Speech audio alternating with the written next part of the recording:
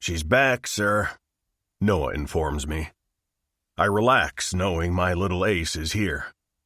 For 2 days I've been trying to find her. "How much are you going to let her steal tonight?" There is an edge to Noah's tone. He tries to hide it, but it's very hard for anyone to keep anything from me, except this little ace. It's been 52 hours since she walked out of my casino. I thought she would be back sooner. She managed to get 10 grand from my blackjack table, which is nothing in the big picture. It's a drop in the bucket for me. Not even a drop. I spent more than that in my search for her in the last 2 days. The moment she left my casino, a fear filled me that I couldn't explain or understand. So I stopped trying. I just knew I needed to find her. The ID she gave was utter bullshit. From her name to her age and address, all of it is fake. It was a good fake, but one nonetheless. That's another thing I've been searching for. The maker of it. This is Vegas. There are a good dozen operators that make them at that quality. But I've been slow in that area. Someone could tip her off. I didn't need that. I have made myself very clear on this issue. I'm not sure why I'm having this conversation again. I know that Noah is only trying to do his job, but the only thing he's doing is annoying me. Noah audibly swallows.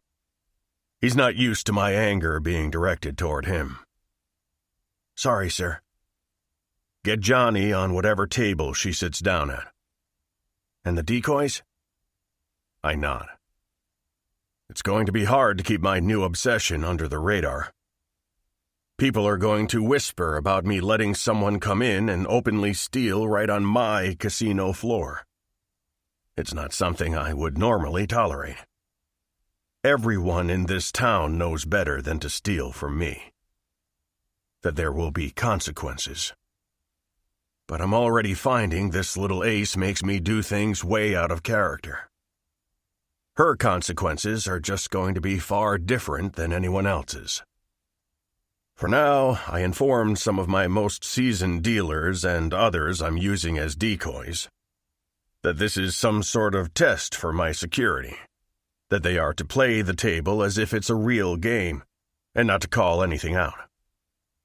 Not that I believe they'll catch what my little ace is doing. She's rather clever. Also, not too greedy in her thievery to draw attention. My ace will make sure to lose a few hands here and there. She never bets too big, and lets a few hands she should have easily won slip through her fingers. Even though she's stealing from me, I respect how meticulous she is in doing so. I flip on my computer, logging into the security feed. I don't want to miss a second of seeing her. It doesn't take me long to spot her when I get to the blackjack table. Johnny, the dealer, asks for her ID. I see him pause, but he lets it go. Probably thinking it's part of the security check I'm doing. The other night, the dealer hadn't caught it was a fake. I knew the moment I pulled it up. The security footage was the first place I'd gone to find out who she was. I have the best cameras that money can buy. I knew I could zoom in on her identification, but all of it was bullshit. The address was to some coffee shop that I've had a man watching in case she showed up. But she hasn't. My little ace has kept me waiting. Soon she'll find out that I'm not a patient man. This time I'll make sure I don't lose her. Dropping my suit jacket onto the back of my chair, I roll the sleeves of my shirt up to appear more casual. A weird sensation ripples through me when I step onto the elevator. Fuck me. I'm nervous. I run a hand down my face. At least that's what I'm guessing this feeling is. It could be the excitement, I suppose, knowing that she is finally within my grasp. What is the girl doing to me? The past 2 days she's ruled my world without a clue who I am. Never in my life has someone dominated my thoughts the way she has. When I enter the casino, a few people glance my way. I give one of the security guards a shake of my head, letting him know not to approach me. He takes a step back, following my order. I don't want to make a spectacle or take a chance of my little ace getting spooked. I make my way toward the blackjack tables. A pull I can't fight is drawing me there. I told myself if she came back that I'd only watch. Maybe follow her to see where she goes when she slips out of the doors of my casino and disappears into the night. Coming down to the casino floor to meet her face to face had never been in my plans, but I find that I can't help myself. I need to know more about her. Things that I can't learn by watching her through a camera, like the sound of her voice, the scent of her perfume, or the way it feels to have her smile directed at me. I'm finding I want each and every one of those things and so much more. I remind myself to calm down, that I need to take this slowly. My eyes go straight for her. Quickly, I step to the side when she turns her head in my direction, letting a slot machine block me. The fuck? The second I laid eyes on her, she turned her head. I swear it's as though she sensed me, but I wasn't ready for her to see me. I wanted to watch her for a bit. I force myself to settle down, to continue to remain in the shadows, even though that's the last thing I want to do. I swear I could stare at her for an eternity. Minutes turn into hours in a blink of an eye. I've taken in every detail of her, etching them into my memory. But no matter how much I watch, I'm still hungry for more. My little ace has put me in some sort of trance. Before I know it, she cues the dealer to cash out her chips. A ridiculous sense of panic fills me that she's leaving. I spring to my feet and head for the same exit she used the last time. I make my way outside and over to the rideshare waiting area. That's where she was picked up the last time. I know I said I wouldn't have any interaction with her, but at this point, all of that has gone out the window. I'm not letting her slip through my fingers again. Chapter 2. Elsa. Ace. Why do the romance sections of bookstores keep getting smaller and smaller? One day I'm going to buy my own and fill it with only romance books. There would be a million sections labeled with everyone's favorite tropes. Stores keep trying to pretend the genre doesn't sell well, but in reality it tops sales charts again and again, no matter how much they try to hide it away. I wonder if it has something to do with how many books a true romance reader can devour. Maybe it's a save the trees type of movement. That's the only way I wouldn't take issue with it. I guess if we all read paperbacks, there would be no more trees in the world, and our homes would be stuffed full of them. I'm here to treat myself today. Sorry, trees, it's not often I have extra money, especially since I found out that my sister had paid a huge chunk of our family bills already. I didn't know until I tried to sneakily pay some of them myself.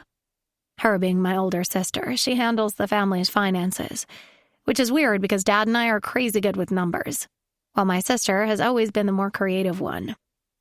I hate that my sister Mel always feels like she has to be the responsible one. She'll never admit that it takes a toll on her. I wish she could open up to me more, but I'm afraid that she only looks at me as the little girl she has to take care of. I mean, she won't even tell me how she manages to get all that money to pay the bills. Mel is always keeping crap from me. I swear it's her life mission to protect me. I wish she would stop treating me as though she were my mom and act like a sister instead. When I have thoughts like these, I try to push them down because it makes me feel guilty. Mel has been protective over me since we lost our mom. Then it only got worse when my father got in a shit ton of trouble that had us uprooting our whole lives. We'd gone from never worrying about money to being on a strict budget. That's why I would normally hit the library instead of the bookstore. But today, I'll be splurging. This money is burning a hole in my pocket. Going to get myself a stack of books and my sister some too. She loves romance more than I do. I can venture out to nonfiction and jump around, but romance will always hold my heart. It's the only thing my sister will read, but always from her Kindle. What the hell? I whisper when my eye catches on a full display covered in a ton of the same book. The title, Neverland, shining bright in gold. Then I see the author's name. Melody Ledger. I swear it's like my entire world tilts on its axis. Holy crap. I know immediately, without a doubt, that my sister wrote a book in secret. That's where the money came from. I don't even have to look inside of it to know exactly who and what it's about.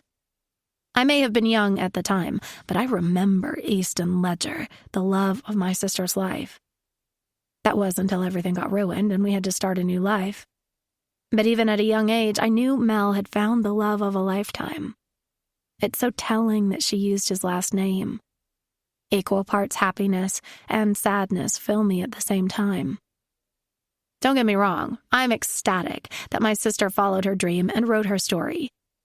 But I'm also sad that she didn't share this with me. I mean, it's not every day someone writes a book and it gets published. I grab a couple of books off the shelf before I head out of the bookstore and back home. I'm eager to read it. I spent the whole day devouring it. My heart grows heavy as I read the last few pages. It ends perfectly with a sweet happily ever after. But that's not reality. This is her love story. The one she wanted before my father went and flipped our lives upside down. She had her life planned out. She and Easton would spend the rest of their lives together. But that's not how it went in the end. She had to leave him without so much as a goodbye. It's been almost 5 years. Her love is as strong for him now as ever. It's woven in the pages of her book. When we went into WITSEC, it didn't matter to me. I was young. There wasn't anything I was leaving behind. It was my sister that lost the most. She lost her dreams. Getting up from my bed, I go to find her. "There anything you want to tell me?" I ask, dropping the book down in front of her. She glances up from her laptop, her eyes filled with tears. "Oh shit, don't cry," I panic. The last thing I want to do is upset her. I drop down in her lap sideways, wrapping my arms around her. "I take it back. Cry, please, let it all out. You always make me do it." There had been nights after we lost our mom that Mel had held me while I cried. She is always the rock. I want to be that for her, too. "I love you," I whisper into her ear. "You're my person. I'm not shaming you, but we should be celebrating this." She picks the book up from off her desk. "But it's over. Easton always pushed for my dream, so I wrote our story. What it could have been, but never will be." Tears burn in my eyes. She sounds so lost and alone. "Now, you don't get to cry, too." "No, we're sisters. We cry together," I tell her, which only makes her cry harder. Crap, I'm terrible at this. "He's getting married or something." I was terrible and looked it up. I wiped the tears from my sister's cheek. It's hard for me to believe her. I was young, but I remember how Easton was when it came to her. The way he would always watch her. I could have sworn she was his whole world. I remember thinking when I grew up, I wanted to find someone that would look at me the same way. Now, I'm not so sure. Love hurts. Then he's not the man in this story. I take the book from her, standing up. This man, the one you wrote about, would look for his lost girl forever. When did you grow up so much? She swipes the last of her tears off her cheeks. I think we're different. I give her a smirk, wanting to get a smile from her. You want Peter Pan, she smirks. I want Captain Hook. She snorts a laugh. You got this hook in mind? Because I'm a bit scared. That's the point. I wiggle my brows. It doesn't scare you? I mean, not the real hook or whatever. The bad boy, the heartbreaker. It does. I see my father and sister. Both of them have lost their other halves. That sadness always lingers around them. What makes you think I won't break his heart right back? If you leave them first, then they can't leave you. But then what? She whispers.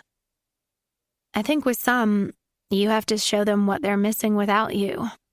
With others, I look her dead in the eyes. You need them to fight for you. A small smile pulls at my sister's mouth. I know she's thinking about Easton. Really, Mel? We both have lost a lot, but I never worried about who would stick with me. I was young. I knew you and Dad would be here. You were older, so it was different. A boy stole your heart, but you never think you're good enough. I pick the book up again. You might not be all into numbers like Dad and me, but your mind is sprinkled with pixie dust, and I think Easton made you believe in yourself. You read it. She takes the book from me. I remember Easton. Not a ton, but I do recall how he looked at you. Called you his Neverland. I tapped the book with my finger. The hero in this book would do anything for the heroine. It wouldn't matter where she came from. I know she believes that Easton would want nothing to do with her. He came from a very wealthy, prominent family. Our father's name is now well known in that world. He stole a lot of money. I'd guess that some of it would have been from Easton's family, too. It's why we're all in hiding. My father turned over the other men working with him. It is two of those people that likely want my dad dead and gone. We could end up being collateral damage. You might be right, she agrees. But sometimes you have to let people go because you'll only hold yourself and them back. I saw the engagement. Let's go bust that shit up. Would Easton really do that to her? I may have read too many romance stories. What, is he supposed to wait forever? I'm not going to ruin some woman's wedding. Her eyes grow glassy. He was yours first. He was the only boy I ever kissed. It was on my birthday. I thought it was special and sweet that he was waiting for me to turn 18. Now he's all... She can't bring herself to say it. You know what? Fuck him. I grit my teeth. I tried. A giggle slips past her lips. And he wouldn't give? That is surprising. He was obsessed with her. Nope. She pops the P as she says it. If there is one thing I'm good at, it's math. And this math doesn't add up. Love isn't math. And that's how we're different. When you have a problem, you only have to find the solution. Chapter 3. Bowen.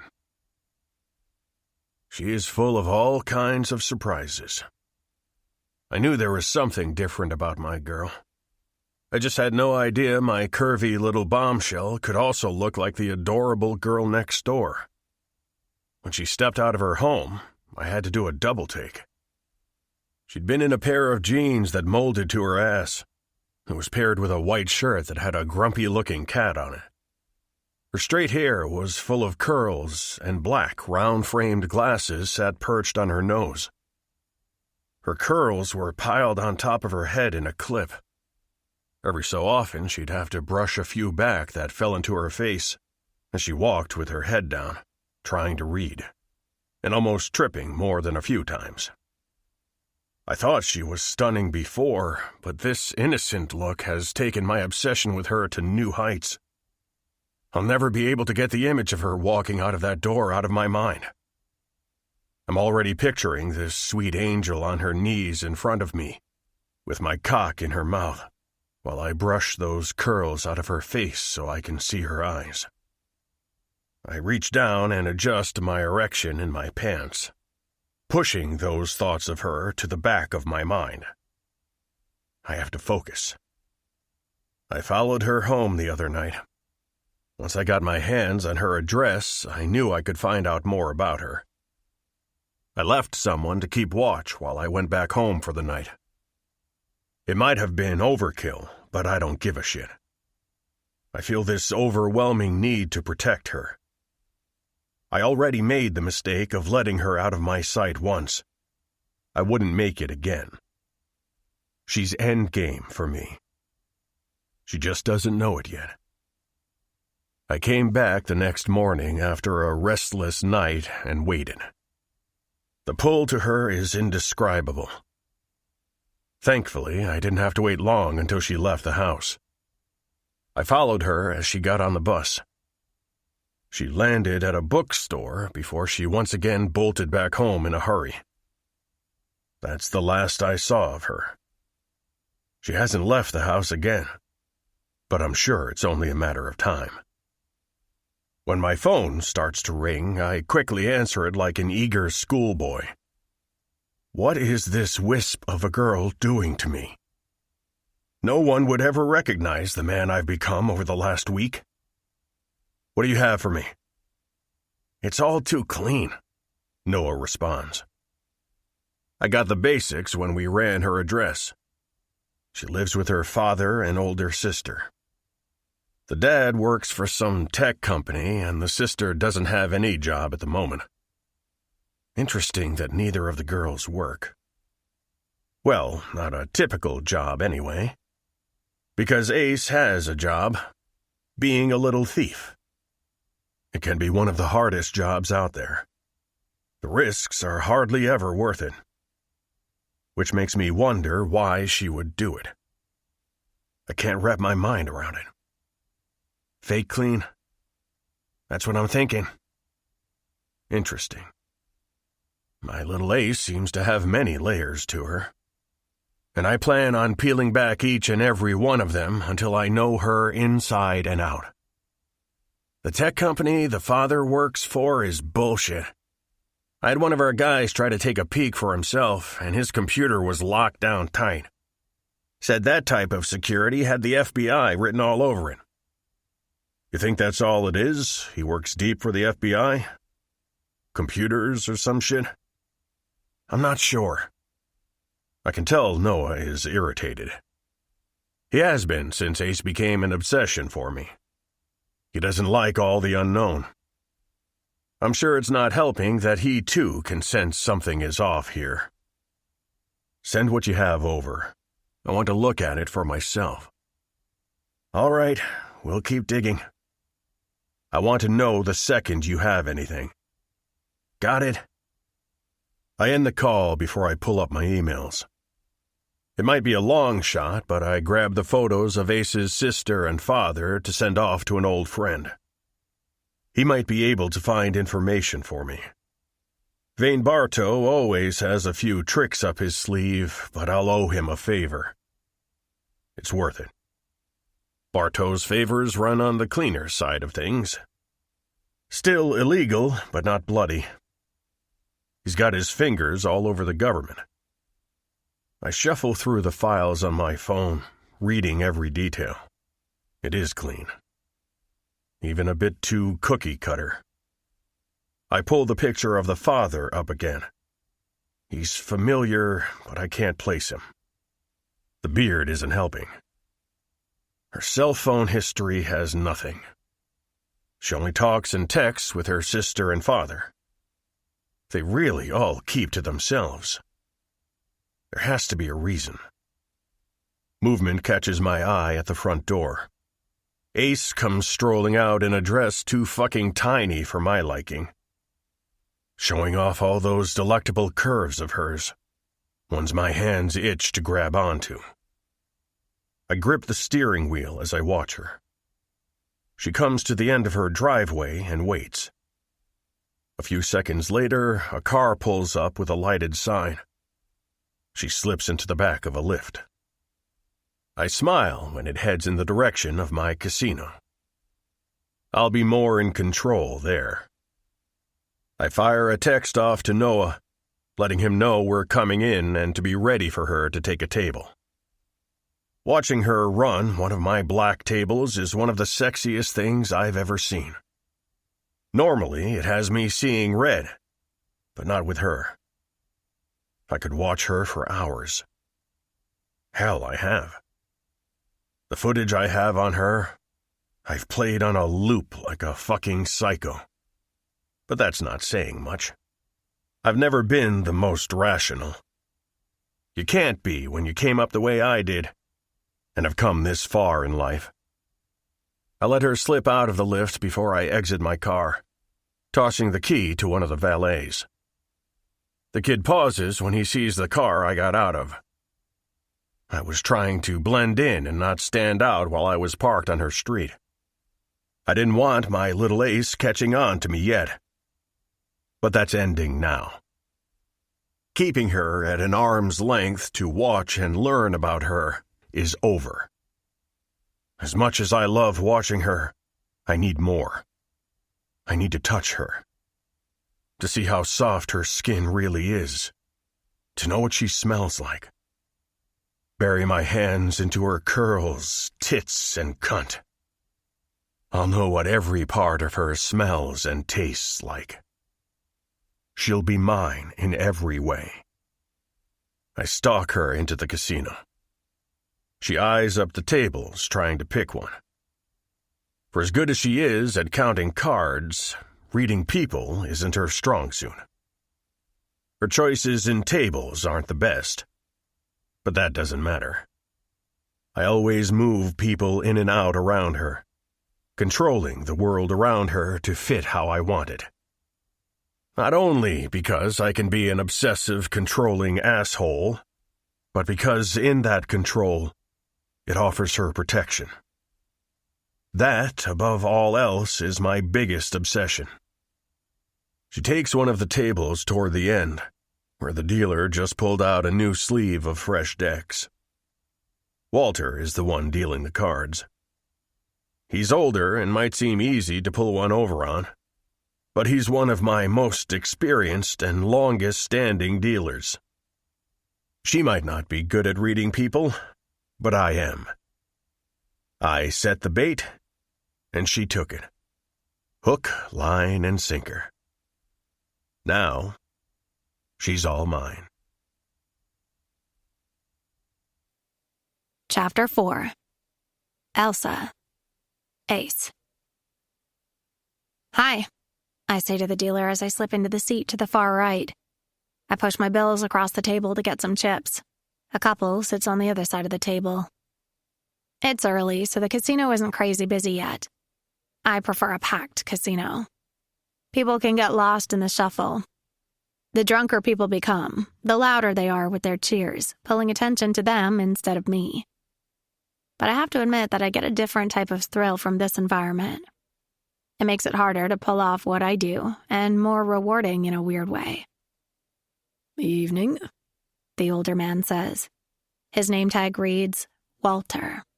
He starts counting my bills. "I'm going to need an ID." "Evening."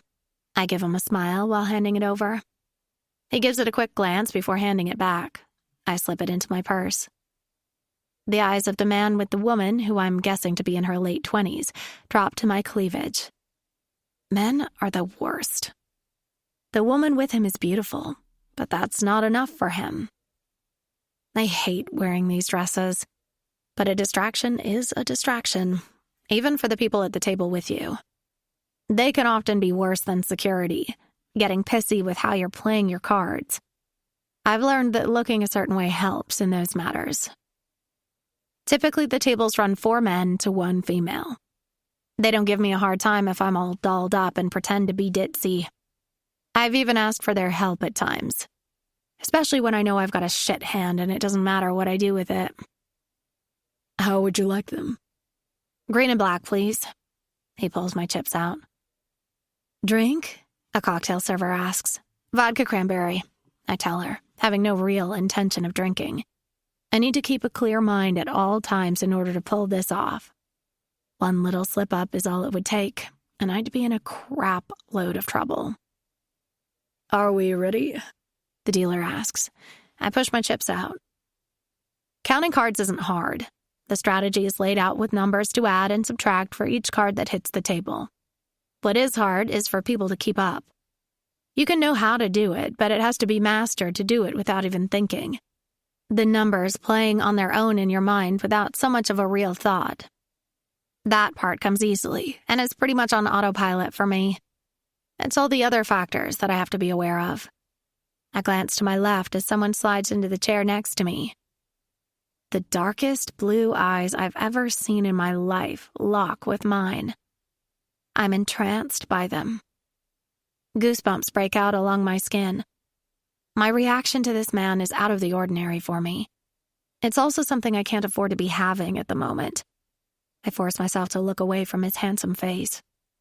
I can still feel his eyes on me. He pulls his money out, getting some chips. All black. It's not shocking. I grew up around money. I know what a $5,000 suit looks like. I also know his Rolex could buy a car. Maybe two. Why is he at this table? He should be in the high rollers room. The dealer counts out his chips, placing them in front of him. Everyone places a bet. Drink. The cocktail server hands me my drink. Thanks. I hand her a chip. She winks at me before asking the man next to me if he wants a drink. I peek over at him while taking a few sips of my drink, wanting to see how he engages with the server. But he doesn't. He only shakes his head no. Hit? The dealer asks, pulling my attention back to the table. What the hell? Pay attention to the cards, I remind myself, and not the hot-ass man next to you. He's got 19. I flick my eyes across the table, taking in everyone's cards before I announce my move. Hit me. He flips over a card, giving me a 20. The rest of the table plays out, the dealer busting. Not bad, the man next to me says, placing another bet and maxing out the limit of $5,000 like it's nothing. I notice the small, faded scars across his knuckles. I think you're at the wrong table. I place my bet before taking another sip from my drink, wondering how it's now empty. Wasn't planning on playing tonight. But here you are. Here I am. He smirks. There is something wicked about it. It makes a flutter of excitement spark to life in my chest. We all keep playing. The server brings me another drink. I try to keep my attention on the cards, but the sexy man's leg keeps brushing up against mine. Blackjack, the dealer calls. You're on fire. That hand was pure luck. You haven't lost a hand either, I point out, trying to keep the attention off my streak. I think you're lucky, Ace. Ace? You haven't given me your name, so... He shrugs. You could ask. What's your name? Ace. He lets out a low chuckle that I enjoy way too much. This man has to be at least 10 years older than me. Yours? Bowen. Bo. I sip on my drink, wondering if it's making me warm or it's Bo here that's causing it. Already giving me a nickname. Only returning the favor. Sir. The dealer taps the table in front of his cards, showing a 16. Don't hit. The words are out of my mouth before I can stop myself. It's stupid. The dealer is showing an ace. He should hit. Unless he was counting cards. Really? He cocks his head toward me. Dealer hasn't been lucky so far. I'll stand. I almost swoon over him actually doing what I suggested. Men can be giant dicks at the tables, especially if they get the feeling you might be running it. I bite my lip and do the same. The dealer is going to bust out. We keep playing. Before I know it, we both have stacks of chips piled in front of us. At some point, I lose my count. I think we should call it quits while we're ahead, Bo suggests. I guess. I agree, not really wanting to go. I should be getting out of here with how much I'm up, but I was having fun. I wasn't ready to part ways. Color me up. I push my chips to the dealer. You want to get something to eat? Really? I slip off the chair. When my feet hit the ground, the world tilts, and I begin to lose my balance.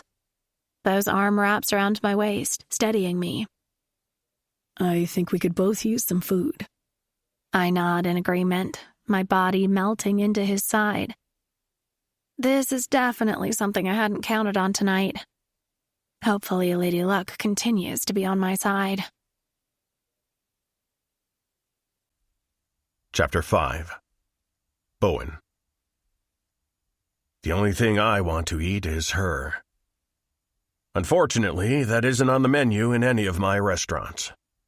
Nor will it ever be. Her taste belongs to me alone. I don't need a sample to know that it will be the best thing I've ever tasted in my life. There is no doubt in my mind that once I've had it, I'll be addicted. The very same way I am to her presence. Sure, I could clear out a space right now, but I don't favor that idea. Not tonight. Not when she's in this state. I text Noah as we cash in the chips. Ace is beaming while shoving the stack of money into her purse. I guide her toward the elevators. Where are we eating? I know a place. My suite, where Noah should be hauling ass to get food to. I'm trying to kill some time, but not too much.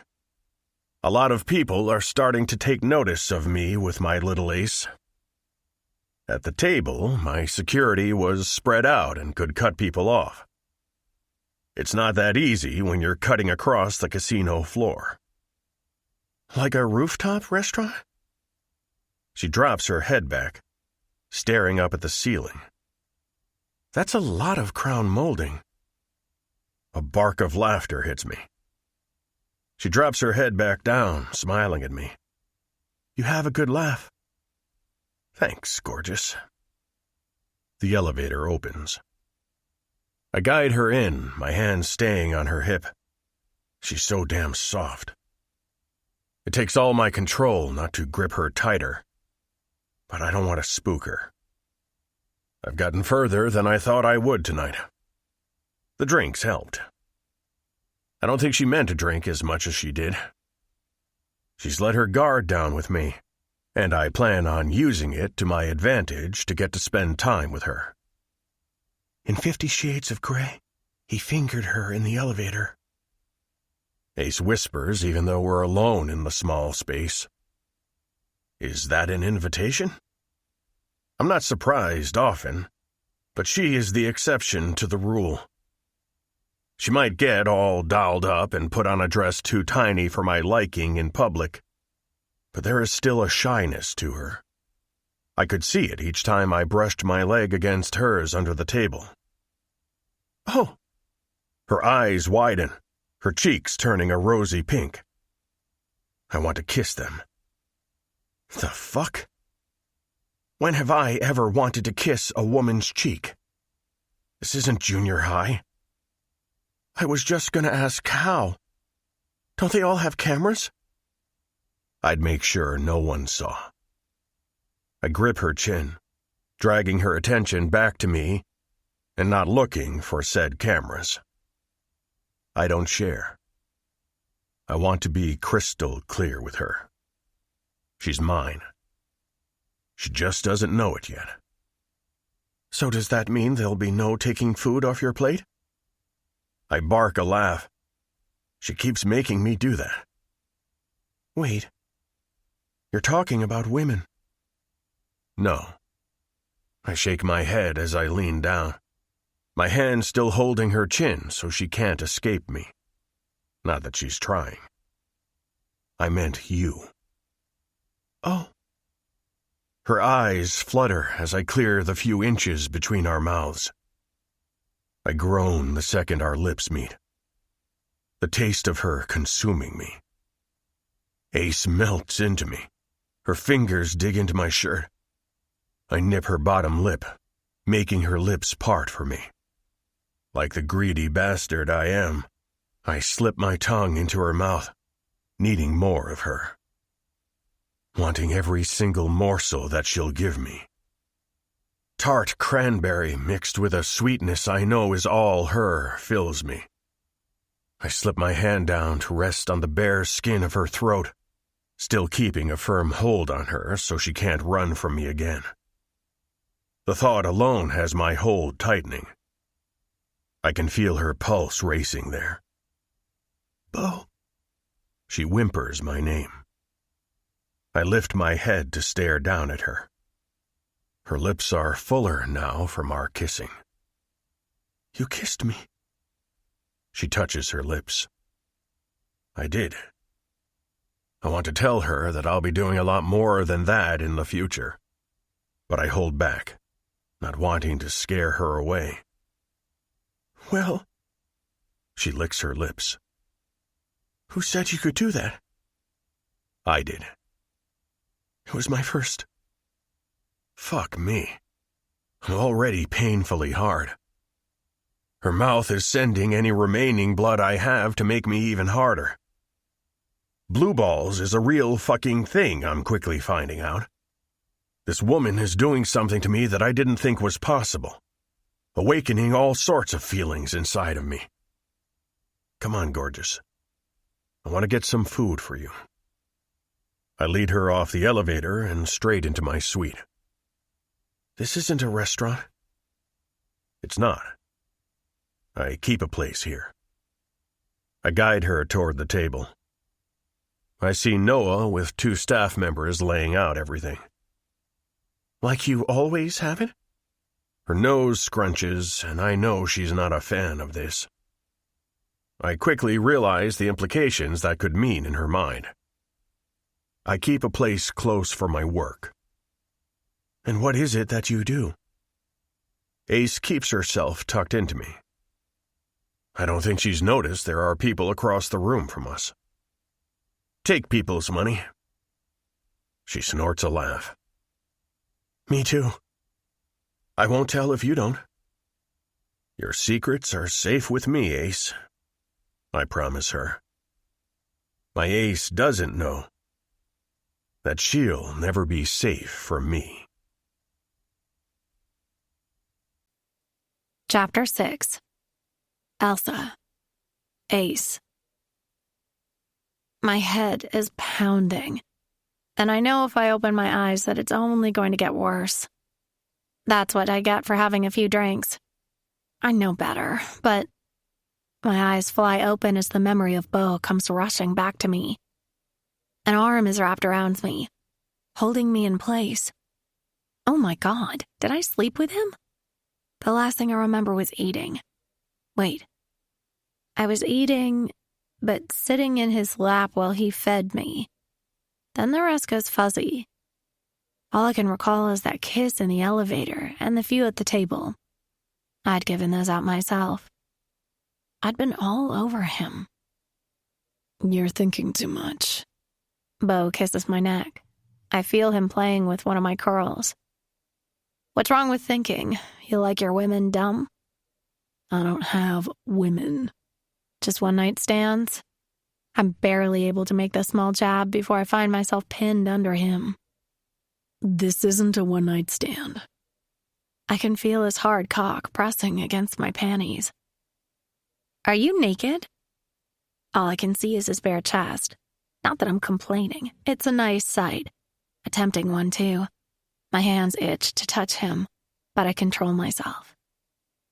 No. He smirks. I can be if that's what you want. I roll my eyes and push at his chest, but he doesn't budge. Are you going to get up? Trust me. I couldn't be more up if I tried. He thrusts against me. I let out a gasp, his cock sliding against my clit. I should get a damn medal or prize or something for controlling the urge to rub myself against him. Did we... I trail off. You were drunk. And men can be assholes. I won't deny that I'm an asshole, but I don't need to force myself on women. Funny, because you're on me now. You're going to be a handful. Hey, you can... He kisses me, silencing me. Once again, he's taken control. And I'm finding that I really enjoy it. It's not something I would have ever thought I'd like. So much of my life has been out of my control. Because of that, I tend to want to have as much of it as I can. But I'm finding this man has me giving it away too easily. "You good?" he asks when he pulls his mouth from mine. I want to grab him and pull him back down, but I keep myself under control. "I'm totally fine." My words come out squeaky, making him smile. "We'll have breakfast." He rolls off me. I watch him walk across the room in his boxer briefs that hug his thighs and butt just right. It's a mental pic that will be etched into my mind forever. He unfortunately pulls on a pair of sweatpants. I glance down to see what I have on because I know it's not my dress. That's lying on the floor next to my bra. Me stripping out of my dress without a second thought last night before I got into Beau's bed flashes through my mind. He hadn't bothered to look away. No, he stood there and watched before he went and got one of his shirts for me to wear, saying it was for my own protection as he slid it over my head. "I don't have pants." I crawl out of the bed. "Everything you need is in the bathroom." He points toward 2 double doors. This place is massive for being inside of a casino. Beau must be filthy rich if he's renting out a casino suite to live in. "Thanks." I scurry over to the bathroom when he only stands there staring at me. My boldness has suddenly slipped away. My shyness taking over. I'm out of my depth with this whole waking up with a man thing. And make no mistake about it, that's what Beau is. A freaking man. One with a handsome face, thick thighs, and a sinful mouth. I should have started off with someone my age. That's never been my style, though. I have a way of throwing myself into the deep end, and I have no clue how to swim. When I enter the bathroom, I see Beau wasn't joking. Laid out on the double sink is everything I'll need to get myself together. I use the bathroom before I brush my teeth. I grab a cloth to wash my face and realize my makeup is already off. I glance over to the towel bin and see a cloth in it with makeup all over it. He must have taken it off for me because I know I didn't. Who the hell is this man? Quickly, I brush my hair, noticing a bag sitting at the end of the counter. I peek inside and see a pair of sweats. I pull them out. They're my size. There is also a pair of slip-on shoes and socks. I put the rest of it on before I take the bag and shove my dress and heels inside. Now, where is my purse? Probably forgot it in the entryway. How could I be so careless with my stack of cash? It might have been worth it. I go find Beau. He wants me to stay for breakfast. That has to mean something, but at the same time, he could be horrible for all I know. He could have a wife somewhere. I mean, he is staying in a casino. He said it's for work, but he must have a house. That could be where he stashed his wife and kids. The thought makes my stomach turn. "Boss, some people are talking about her." I freeze when I hear someone talking. Okay, I'm not totally frozen because I want to know what the heck is going on. I creep forward to listen but not be seen. Who is the her they're speaking about? "Then shut them up." I hear Beau respond. His voice is icy cold. "It's my casino. I've got her under control." My heart drops. I'm the her they were referencing. I know it. The other man's words only confirm it. "Are you keeping her here for the day? Should I clear your schedule?"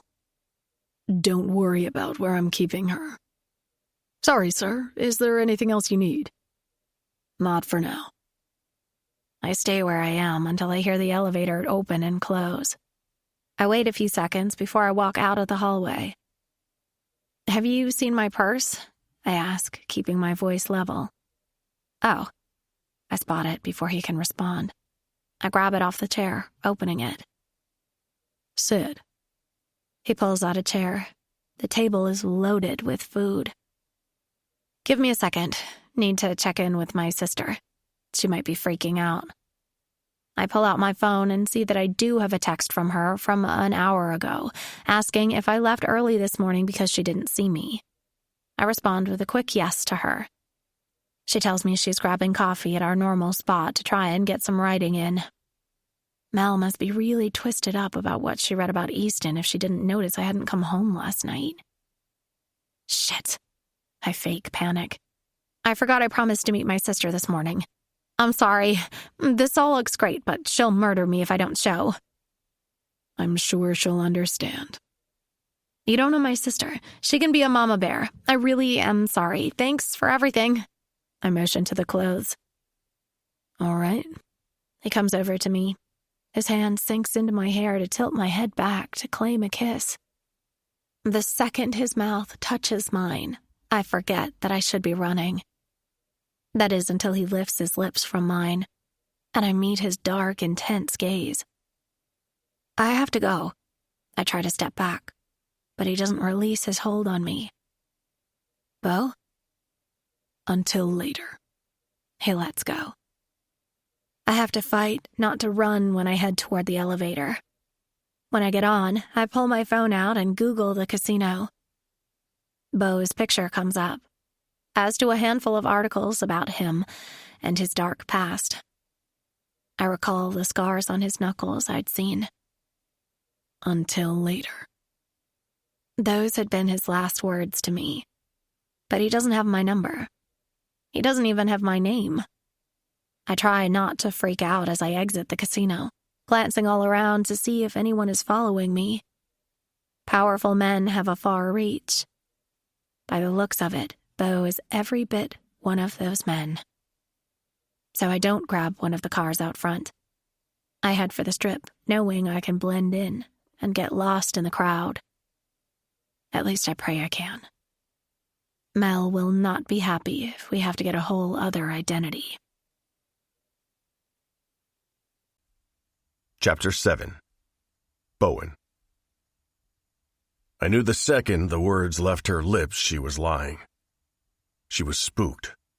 My best guess was that she overheard Noah and me talking. My thoughts are only confirmed when I check my phone to see what she's doing on hers. Was it morally fucked up that I cloned her phone? Yes, but I never claimed to be a moral man. Not when it comes to something I want. And I've never wanted anything more than I want her. I have to keep reminding myself that I need to take it slow. I'm trying not to scare her. It's why I let her walk out of here. Also, because I know she's never going to be out of my reach again. An alert comes in, letting me know that one of my people has eyes on her. I run my hand down my face. I need a cold fucking shower. It was both heaven and pure fucking torture lying next to her last night. It was surely a test of my self-control that almost drove me to insanity. It doesn't matter how long I stand under the water, or if I jack myself off to thoughts of Ace's lips, knowing how soft they are. Imagining what they'd feel wrapped around my cock does nothing to help my current situation. When I do get myself to come, it only pisses me off to watch it wash down the drain in the shower. A fucking waste. It should be deep inside her. An image of her around with my child comes to mind. Noah might be right. I'm losing it. Not that it's going to stop me. Ace isn't just under my skin. She dug herself deep inside me without ever trying. I'm here for every bit of it. Her smart mouth with a sweet, naive shyness will be my undoing. I don't care. I'm not stopping. Not until I get what I want. That's Ace in my bed and at my side. For the first time in longer than I can remember, I feel alive. The thrill of everything else died long ago. All of it gets old real quick. I get dressed feeling restless about what I should do next. When I make it to my desk, I find a folder Noah left me on where Ace got her fake ID. I flip through a couple of pages and then the photos. It's not a name I'm unfamiliar with. Still, it pisses me off. Why is Ace so close to this crowd? Why would she even be running in the same circles as them? Something is off. It only solidifies in my mind that she needs me. I'll be the devil she knows instead of the one she doesn't. I have to protect her before she gets hooked up with the wrong people and acquires debt she'll never be able to pay back. She is likely on a few other people's radars already. Like me, they're probably allowing her to steal from their casinos so they can get their hooks into her. I won't let that shit happen. Over my dead body. Come in. I call when a knock sounds on my office door. Noah walks in. I want to figure out who is on to Ace and pay whatever debt she's racked up without even knowing it yet. I'm already on that, sir. I nod, not surprised. His mind had been in the same place when he made this file for me after he collected the information. There is a call I think you might want to take. I already know by the tone of his voice that there's an issue. Is it about Ace? I'm not sure why Easton Ledger is calling, but he's persistent. I'll take it. I grab the phone off my desk, setting my cell down. Ledger, I say, answering it. I'm curious myself why he'd be calling. I wonder if a few of the whispered rumors I heard might be true. We don't run in the same circles, but lines do cross when it comes to money, which is something we both have an abundance of. The Ledger name is clean. Well, the past few generations at least. Generational wealth always has blood in its past. We need to speak about your Ace. Careful, I warn. This isn't something you want to cross me on, Ledger. Don't tell me the rumors are true. Rumors? You had a man killed in prison. The line goes quiet. I hadn't paid much attention to the rumor when I got word of it. I must admit that it had piqued my interest why Easton Ledger would do such a thing. The man that had mysteriously died in prison had been a part of a Ponzi investment scheme that stole millions. Whatever they might have gotten from the Ledger family wasn't enough to kill over. Not to them, at least. I always knew there had to be another reason. Wouldn't you know if it was a rumor or not? If I cared to. There's no reason to have your finger on the pulse of everything. It's often better to leave well enough alone. Besides, white-collar crimes always bore me to death. I have a feeling you're going to start caring. Her past, I say without hesitation, recalling the details. All of it is too perfectly crafted. A text lights up my phone that's lying on my desk. The number is unknown, but I have no doubt it's Vane Bartow. There is only one word. Witsec. Vane always does have a funny way with timing, the creepy bastard. I don't bother pushing for more. I know he won't give it. That's all I'm getting. I was going to leave Elsa alone for now, but it seems she's been getting herself into trouble. For now. I stand up and roll my shoulders. The tension inside me is growing. I promise you, Ledger, you may have friends in high places, but I've got them in the darkest. I try to keep my hands clean these days, but let me be perfectly clear that there is nothing I won't do to keep my Ace safe. And that is my problem. Elsa has caught the attention of more than just you in Vegas. I'm already on that. I had a feeling. I'm not playing these games with you. If not for you, I would have simply had one of my men grab her.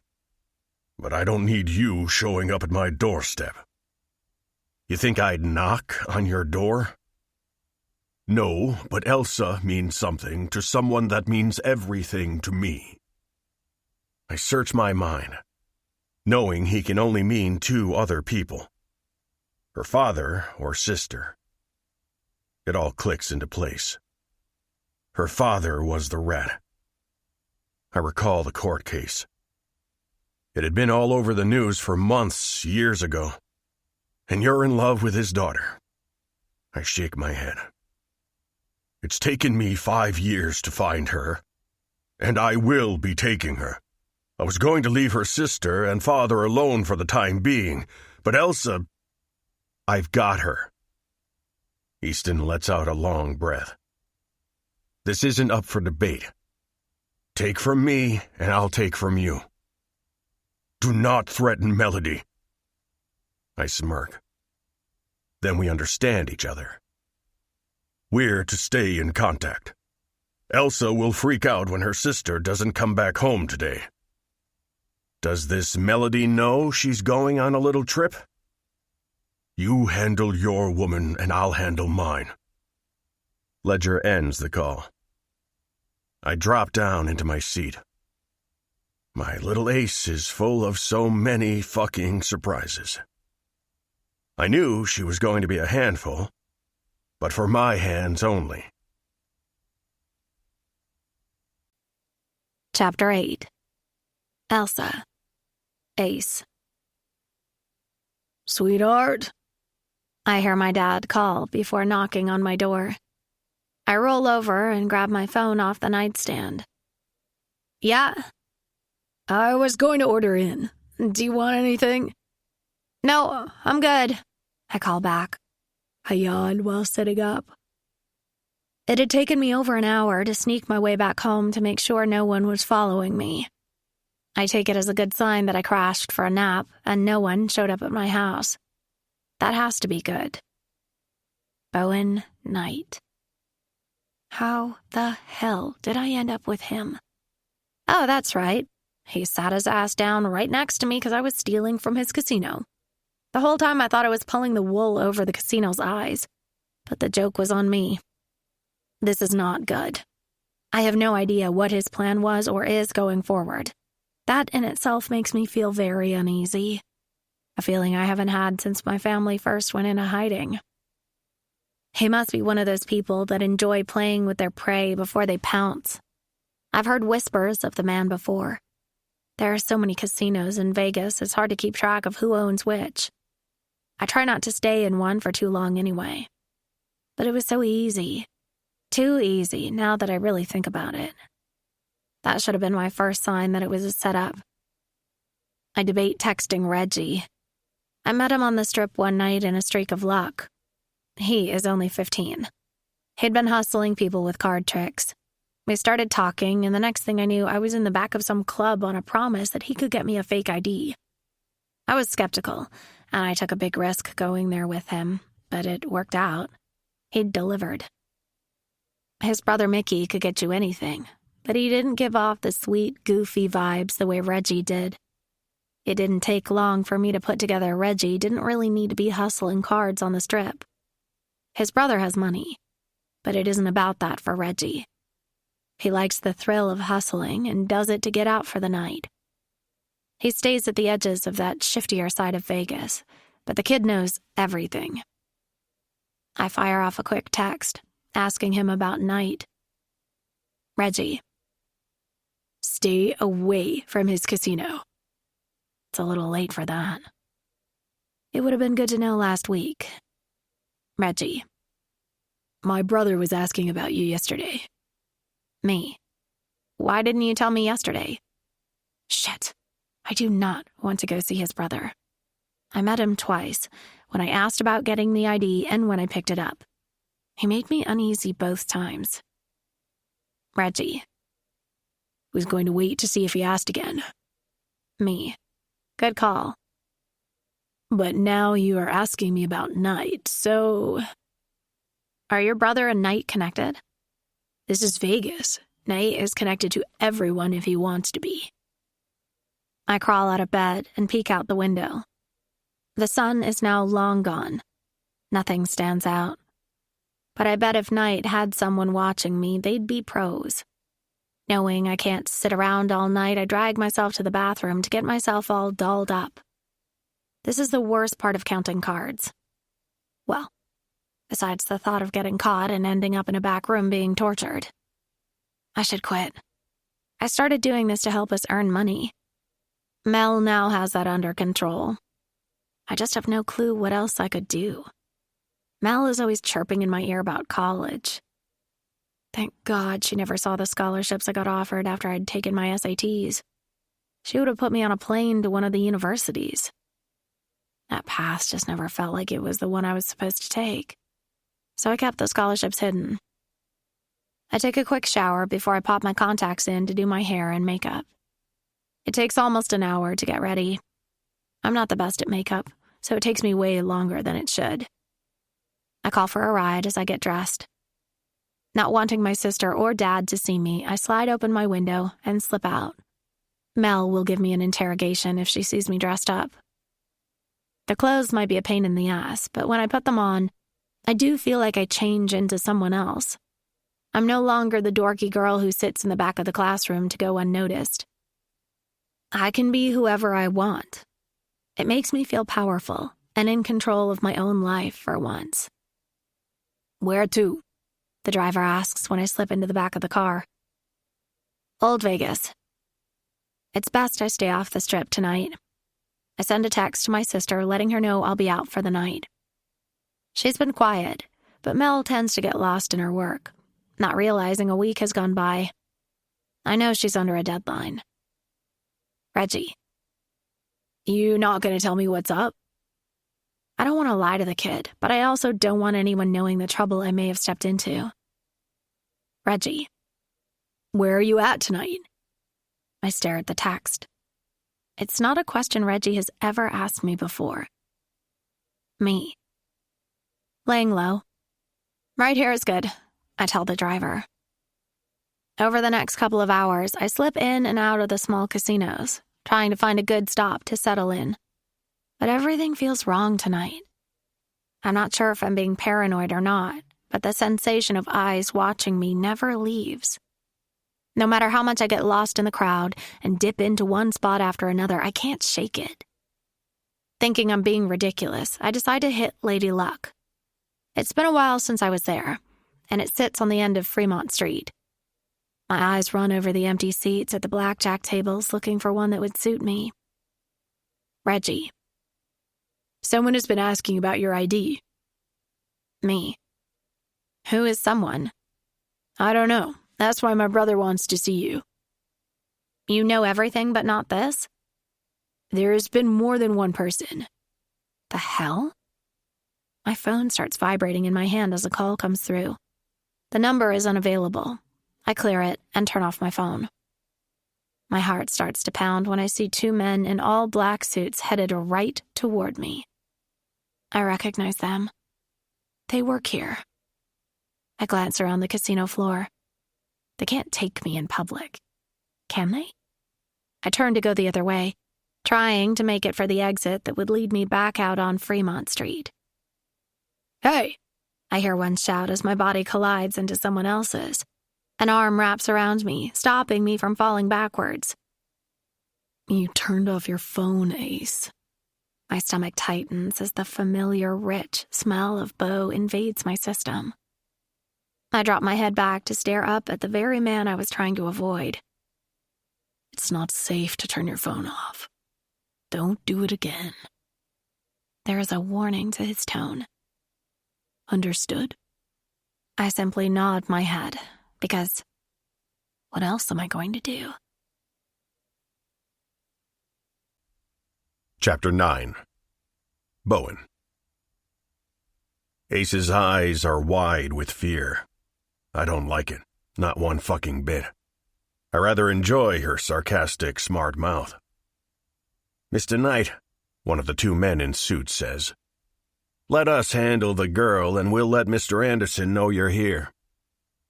I ignore them, my attention going back to Ace. I lean down to whisper into her ear and pull her more into me. "No one is going to hurt you. I promise her. Not even you? Hurt is the last thing I want to do to you, Ace. I kiss her neck. Her body shivers against mine. Tell Anderson the girl is off limits. Both of the suit's eyes widen. She's mine. That's all that matters. If she has an outstanding balance, send it over and I'll get it taken care of. I make myself very clear on how this is all going to go. There's not a sane man in this town that would dare go against me. Yes, sir. They both speak at the same time. We're leaving. I shift Ace into my side. Don't make a scene or I'll make a bigger one. Either way, you'll be coming with me. I whisper into Ace's ear, making it perfectly clear that there's no wiggle room here. You said you wouldn't hurt me. I did. Are you a liar, Knight? Bo, I correct her. You call me Bo. Are you a liar, Bo? I love my name coming from her mouth. If I need to be, yes. I'll do whatever it takes to get what I want. That fear starts to creep back into her eyes. I hate it, but all I can do is show her. That will take time. Still, I want to reassure her. Something I normally don't give a shit to do for others. I'll never lie to you. How do I know you're not lying now? You don't, but your fate is still the same. Now, are you going to walk, or am I going to have to carry you out of here? Your posse, she huffs, raising her chin. The casino lights sparkle across her cheek, giving me another peek of the freckles she covered up with makeup. I want to wipe it away. I want her bared to me, to see every single inch of her. Ace has no idea how fucking sexy she is. And you're a brat. I'm not. She pouts, her eyebrows furrowed together, making her look even more desirable. And a liar, I add. She glares at me but doesn't deny it. I'll take it as long as the fear is gone. Normally, I relish such a reaction. Not with her. I want her eyes to flare with desire for me. Now walk. I give her ass a small smack. She jumps, but starts to walk. I pull her back into my side. She elbows me and mutters about me being hard. If she only fucking knew. People are staring at us. Then don't wear that fucking dress. While she looks stunning, I hate that people are staring at what is mine. But I do relish the fact that everyone is now seeing her leave with me, which will immediately send the message that she's off limits. No one would dare to touch what they thought was mine. It's not my dress, and others are worse. She motions to one of the showgirls in the middle of the walkway, taking pictures with tourists. They're staring because of you. Good. Good? I'll never be able to count in the town again if people know I'm connected to you. Trust me. People are already whispering about you, and not because of me. But now the word will spread. I usher her toward the SUV. I wave Noah off, opening the door for her myself. She pauses at the door. You're really not going to hurt me? All of her bravado falters. Her age is showing. I can't help myself. I reach out and cup her cheek. She tilts her head, leaning into my touch. Her body is drawn to mine. She might fear me some, but her body knows who she belongs to. I vow to you that I will never hurt you. You have my word. She swallows, her eyes searching my face. Why? Because you're mine. I drop my hand, giving her ass a pat. Now get in. She does as she's told. Have you eaten? Ace shakes her head no. I shut the door. The diner. I tell Noah before I round the SUV to get into the other side. I place my hand on her bare thigh. I'm not going home, am I? No, we're getting dinner. Then what? Depends. I stroke my fingers up and down the inside of her thigh. Her legs part slightly. I'm not sure she knows she even did it. On? Let's eat first. She huffs out a breath, pretending to be annoyed. I slip my fingers farther up her dress until I feel her panties. Bo? She presses her thighs together, locking my hand between them. Not that it matters. I'm around where I want to be. I keep tracing the edge of her panties with my finger. Don't play dumb. You know what? You want me to stop? I grab her chin, making her stare into my eyes. Her cheeks turn pink. She's so innocent, even if she tries to pretend that she's not. Her eyes dart to the side towards Noah. On me, I snap out, wanting her attention back. Yes. Yes, what? I dip my finger inside, finding her wet for me. So many thoughts cross my mind in an instant. Me pushing her panties to the side and rubbing her little clit until she's screaming my name. Me ripping those panties off and dropping to my knees to bury my face in her little cunt. I push them aside for my own sanity. I quickly get myself under control. Yes, I want you to stop. Liar. I kiss her. I have to taste her again. Since the second she left my sight, I've needed her again.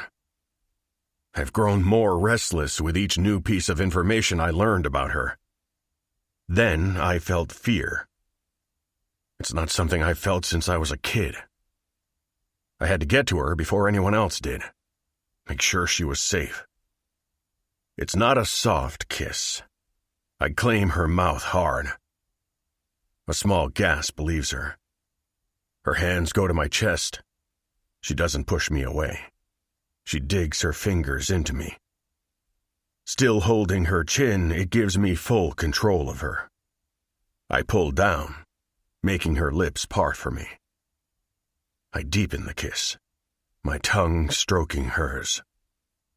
Her legs follow, dropping open to release my other hand. But it's not going anywhere. My fingers find her clit, making small circles over the bundle of nerves. I pull my mouth from her as I dip my finger down farther. How tight are you? Bo. She whispers my name. I'll find out for myself, I say against her ear, thrusting it inside. She's wet enough to let me in, but fuck, she's tight. I'm not sure I could get another finger in. I'd need to get my mouth on her pussy first. But she's not ready for that yet, I remind myself. That will be later. For now, I'm going to make her crave me. I flatten my palm against her pussy. With each thrust of my finger in and out of her, it grinds against her clit. Her hold on me tightens. Her breathing comes faster. I get her right to the edge and pull back. I lift my head to meet her eyes. She gives me a pleading expression, destroying my plans for leaving her on the edge. I wanted her to think about nothing but how much she wanted my touch all through dinner, but I can't. This little slip of a girl has broken any willpower I thought I had mastered long ago. I claim her mouth again, giving her what she wants. My mouth smothers her moans as she comes for me. Her body jerks against mine. I don't stop until she melts back into the seat. Her eyes are heavy-lidded as I pull my hand out from between her legs. She watches me suck her juices from my finger. I savor every last drop of her. Not fair that you got to eat first. She gives me a shy smirk. I can't help but smile at her. Trust me, Ace. That wasn't eating you. It was only a taste. My appetizer. I'll be feasting soon enough. I reach down to adjust my cock. Her eyes follow my movement. If you're a good girl, I might let you have a taste too. Ace's mouth drops open. Not now, I tease her. She quickly closes her mouth, making me laugh. Something only she can seem to do to me. Chapter 10. Elsa. Ace. I'm surprised when Beau opens the door to reveal an actual diner. I don't recognize what part of town we're in, but that's not surprising since I usually stick pretty close to hot spots and home. He offers me his hand to help me out before he takes his suit jacket off to place over me. He really disliked the dress that much? I start to take off the jacket, but he stops me. This is for everyone else's safety. He brushes his knuckle against my chin. Please, gorgeous. I'll be able to relax if you keep it on. Fine. I roll my eyes, even though I do want the jacket. I'm trying to get some footing here. Beau is bossy, and I keep doing what he tells me to. But I think most do. Was it hard to say that word? Not when I can still taste your pussy. Beau! I hiss, smacking his chest. A few people mingling in the parking lot glance over at us. Beau pays them no mind. It's the truth. He shrugs, putting his hand on my back to lead me toward the diner. Should I make a note that if I want you to play nice, I give you a taste? It wouldn't hurt. He gives my ass a smack as he pulls open the diner door for me. Night! A few people call to him as we make our way across the diner. He gives them a nod and leads us to the back corner booth. This is your favorite place? I thought we'd end up somewhere fancy. I love diners. They always have a million things on the menu. I haven't been in a while, but I grew up around here. It was my mom's favorite. I don't miss the was. You lost your mom too? A long time ago. Me too. I reach out without thinking and grab his hand. He lifts his brows. I start to pull it back, wondering if that was a mistake. Bowen Knight has a reputation to uphold and is supposed to be Mr. Bad Guy out in public. He doesn't hold a girl's hand. To my surprise, he grabs my hand back, locking our fingers together. Bowen, I thought you forgot about us. An older woman places menus down in front of us, along with a black coffee. Been busy. I can see that. The older woman winks at me. She got a name? Elsa, Beau tells her. Nice to meet you, Elsa. I'm Bex. That is the name of the diner. Nice to meet you, too. I give her a smile. I'll start by getting you a drink. What'll it be? Strawberry shake. Beck laughs at my response. Innocent. She shakes her head, but is smiling. Nikki is here, she adds before heading back behind the counter. I try to pull my hand from his, but he doesn't let go. I have to admit that I really like it.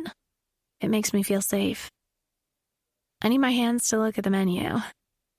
He finally releases his hold on my hand, at least for now.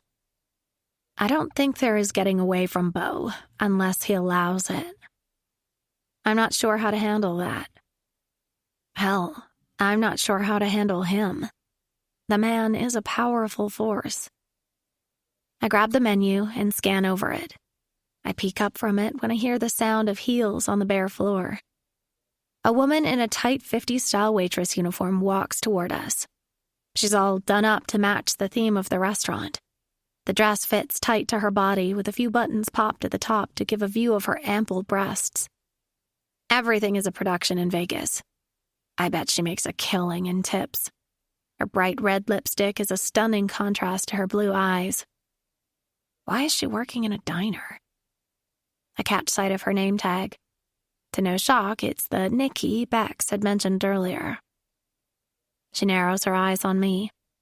I pull my attention back to the menu, or pretend to. Really, I watch Beau as she passes by, but he doesn't glance her way. She enters the bathroom. Bex returns with my milkshake. You are paying? Gorgeous. Just checking, I say, before I ramble off a ridiculous order. When you can't make up your mind, why not get it all? Especially on someone else's dime. Anything else? Bex laughs. I'm sure she'll want dessert. Beau answers for me. She takes the menus with her. If you think your antics bother me, you're mistaken. Except the ones that are illegal. I snort. That's rich coming from you. If you want to be a thief, then do it in my casino. No one was bothering you. Except you. I take a sip of my milkshake. He only smirks at my response. My antics do roll right off him. You'll have to get used to it, because I'm not going anywhere. So, you're just gonna kidnap me? I know it shouldn't, but the thought excites me. Which I know is totally crazy, but this man is making me that way. He has me feeling and doing things that I never have. Call it what you want. I tense when I hear the bathroom door open. The sound of the heels clicking again. How can she work in those all night? Mine kill me, and I get to sit down most of the time when I have them on. Bowen. She comes to stand next to our booth. A pang of jealousy hits me out of nowhere at the sensual tone of her voice toward Beau. It's night. Really? She lets out a small huff. Her bottom lip pops out. She glances back and forth between Beau and me. He's still got his eyes on me. We've known each other since we were kids. Nikki reaches out to touch his shoulder. He lifts his hand, making her pause for a second before dropping her hand. You're really going to be like this because of... Don't. Finish your sentence. He finally turns his head toward her. The cold indifference his expression gives has her stepping back. Get back to work, or you won't have a job much longer. Anger lights up her face, the sad pout falling away to show how she truly feels. I make a note to myself to keep her on my radar. Women like her don't like being told no. Whatever. She turns to stomp off. I don't think I'm hungry anymore. I push my milkshake away. I can't help but wonder what the story is between them. Do they have a romantic past? I know I'm being ridiculous, but the thought of Beau with anyone else makes me feel sick. You're eating. He pushes it right back. You're a jerk. I've been called far worse. Just so you know, if you're trying to get into my pants, maybe don't bring me to where your ex-girlfriend works. She was never my girlfriend. I don't have girlfriends. I roll my eyes. Fuck buddies. Never fucked her. Then why is she so upset? Because she wants me to fuck her. Probably put a ring on her finger or some shit, who knows? Bex returns, loading our table up with the pile of food I ordered. I wait until she's gone to ask my next question. What am I to you? Chapter 11. Bowen. I don't think you're ready for that answer yet. Her nose scrunches, not liking my lack of answer. Whatever, she mutters, picking up a mozzarella stick and biting it in half. How is everything she does entertaining to me? I watch her eat, taking a few bites of my own food. Thankfully, Nikki stays the fuck away from our table. I hadn't thought about her when I decided to come to the diner. Nikki has always lived in this neighborhood. Her mother and mine were tight at one time. It was why I let her get away with as much as I did. Her games haven't bothered me before, but now that I have something to lose, I won't tolerate her nonsense. Nikki has daggers for nails. In the past, it has fared well for me. She kept a lot of the girls away that I didn't want to be bothered by. It worked, or it used to. To me, she'd always been like an annoying stepsister I had to put up with.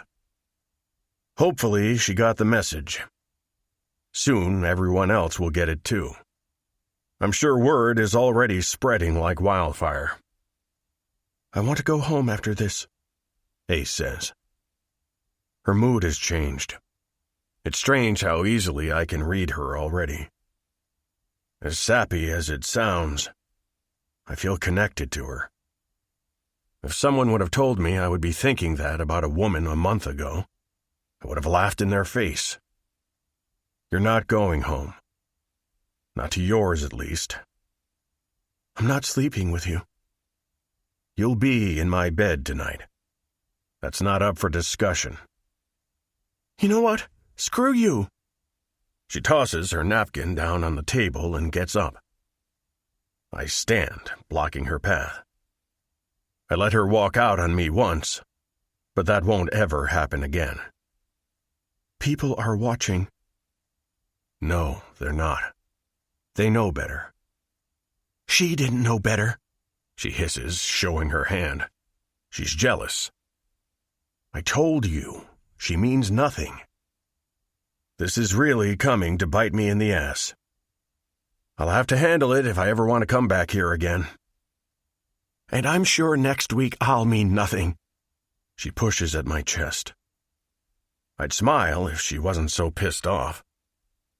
Her jealousy wasn't what I wanted, but I'll take it. I shouldn't take pleasure in it, but I'd be lying if I said I didn't. I fucking love it. Ace hates the idea of me with another woman. That suits me just fine. Because she's all I can fucking think about or want. You'll never mean nothing, Ace. Stop talking that way. You give me these half-lines that confuse me. Talking about I'm yours or whatever. I'm not a man of many words, I admit.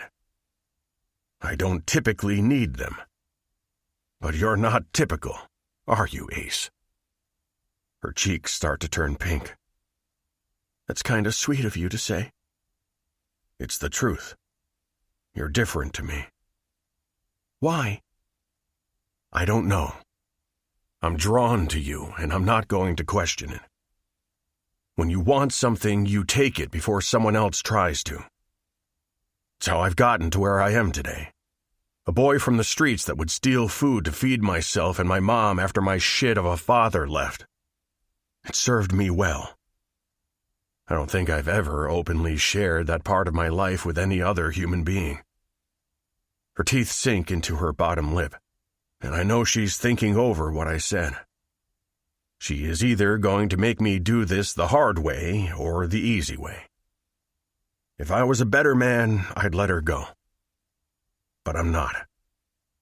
Besides, my little Ace has a way of finding trouble. She needs someone that can watch over her.